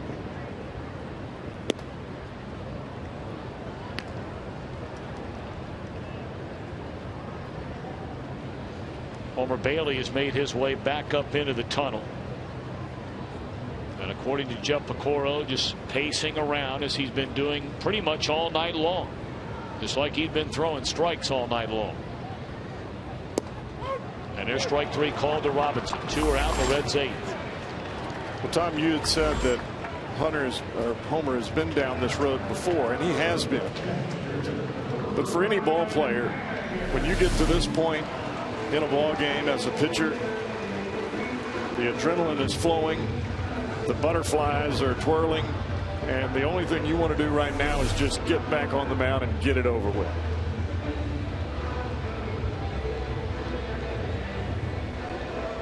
You know, Jeff, I asked you the question. You take all that in consideration. I would imagine just the actual act of walking up steps, of picking up your bat. I mean, everything just has to have a little extra sort of just weight to it right now. Everything is exacerbated at this point. You're just trying to get the game over. Your head is spinning. The only thing you're thinking about is how you're going to pitch Brandon Crawford, then the pinch hitter, and how you're going to get Gregor Blanco out. If you're thinking about pinch hitters on the Giants bench, they do not have a left-handed batter that can come off their bench. They have switch hitters.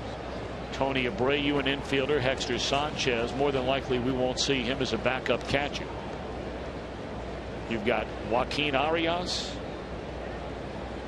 He's the one that the Reds saw the most of in the playoffs last year. He played really well in the playoffs. He really hit the ball well, and he is a good fastball hitter. Right-handed batter. Yes, he is. They also have Juan Perez and Guillermo Quiroz, who we saw last night.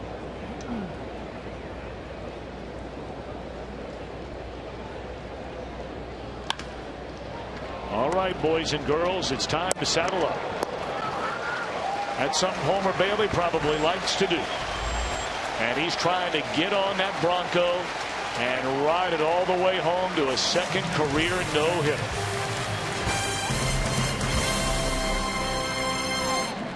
This was the last no-hitter in all of Major League Baseball. When Homer Bailey no-hit the Pittsburgh Pirates, the first time there had ever been a no-hitter thrown in that ballpark. It was the 15th time a Cincinnati Reds pitcher has thrown a no-hitter. The Reds have had two pitchers in their franchise history, baseball's oldest franchise, that have done it twice. Johnny Vandermeer, as you know, did it back-to-back starts. And the great Jim Maloney twice threw no-hitters as a Red in his career. Flirting with history. And the fans are on their feet. They know what is going on. Brandon Crawford to lead things off against Bailey here in the 9th inning. First pitch fastball buzzes in there at 96 for strike one.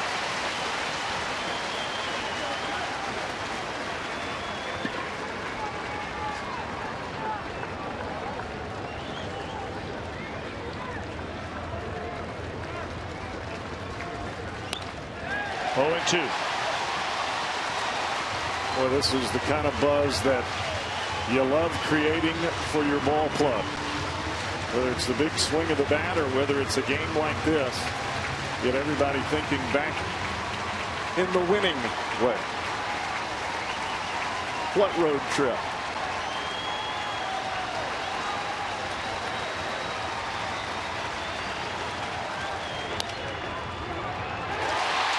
Bailey, Tabano, 1 out. You time your leap perfectly. Then you realize, oh, I got to throw it. Bailey threw that ball to Joey Votto about as fast as he threw that pitch. Check it out. Zip. 26 pitchers in the history of Major League Baseball have thrown multiple no-hitters. 26 of them. Only 2 other active pitchers in Justin Verlander and Mark Burley. But boy, you're talking about some of the great names of all time. Nolan Ryan, Sandy Koufax, Bob Feller, Jim Bunning, Warren Spahn, Randy Johnson. There's ball 1 to the pinch hitter Tony Abreu.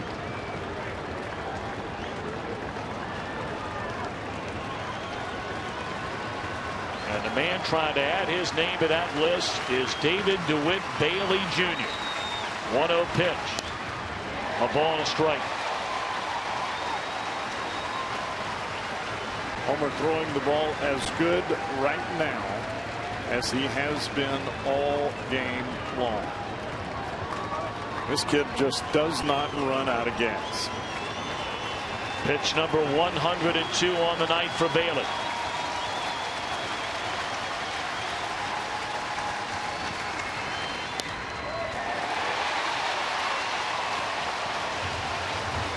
A ball and 2 strikes on Abreu.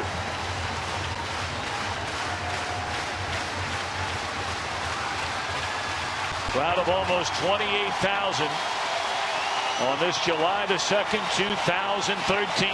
Hoping to watch history.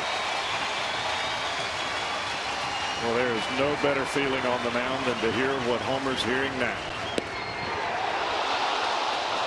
That's right where Hannigan wanted, hoping Abreu would chase. He does not. It's 2-2. Hannigan almost standing there wanting to pitch up and away.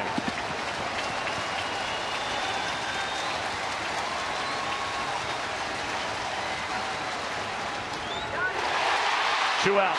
Nope, ball squirted out of there. You can see the anxiety in Homer's face with that pitch there. Fouled at home plate. Punches the glove after the pitch. Check Homer out. You can see the eyes open and then punching the glove. He wants it. 2-2 on Abreu. 2 out.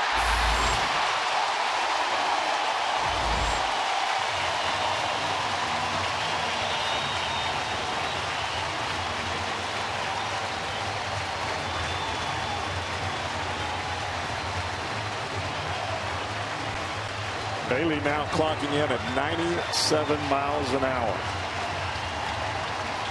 This kid's a finisher. He has one out to go for his second career no-hitter. Gregor Blanco stands in the way. 2 down. We're in the ninth. Blanco, the only Giant to reach on a walk back in the 7th inning. Strike one.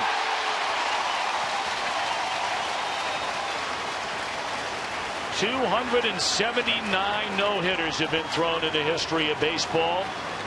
And Homer Bailey is 2 strikes away from number 280.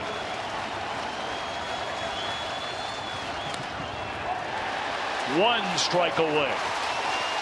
Well, we are playing nothing but just good old-fashioned hardball. Homer's just reaching back and letting it fly.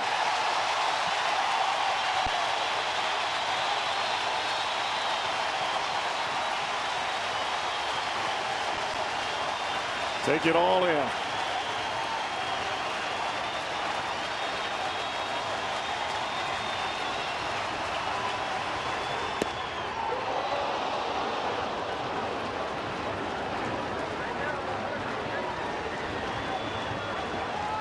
Well, you get the feeling that Hannigan and Bailey are living in the same body right now. Hannigan wanting it just as much as the guy on the mound. A strike away and out away is Homer Bailey.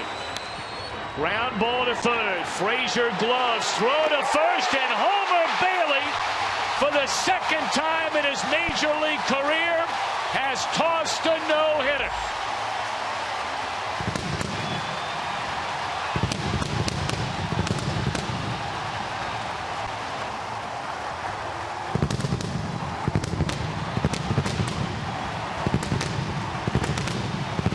Oh, what a celebration on the field.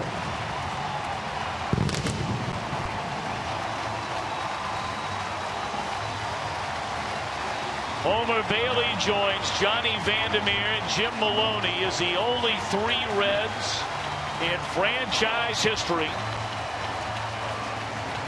to throw more than 1 no-hitter. Each of them threw a pair. Homer Bailey throws his second on this July the 2nd, 2013, in a 3-0 win over the San Francisco Giants. Interesting to note, only fellow Texan Nolan Ryan, the only other pitcher ever to throw the final no-hitter of one season and the very next no-hitter the following season. Congratulations, Homer Bailey. Living in good company. Well, that's a great spot right there with Brian Price and Homer Bailey. Teacher and pupil.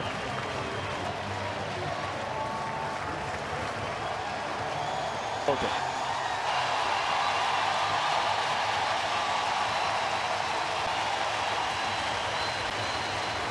Big night for young Mr. Bailey. I think they're pretty fired up in LaGrange, Texas right about now. I would say so.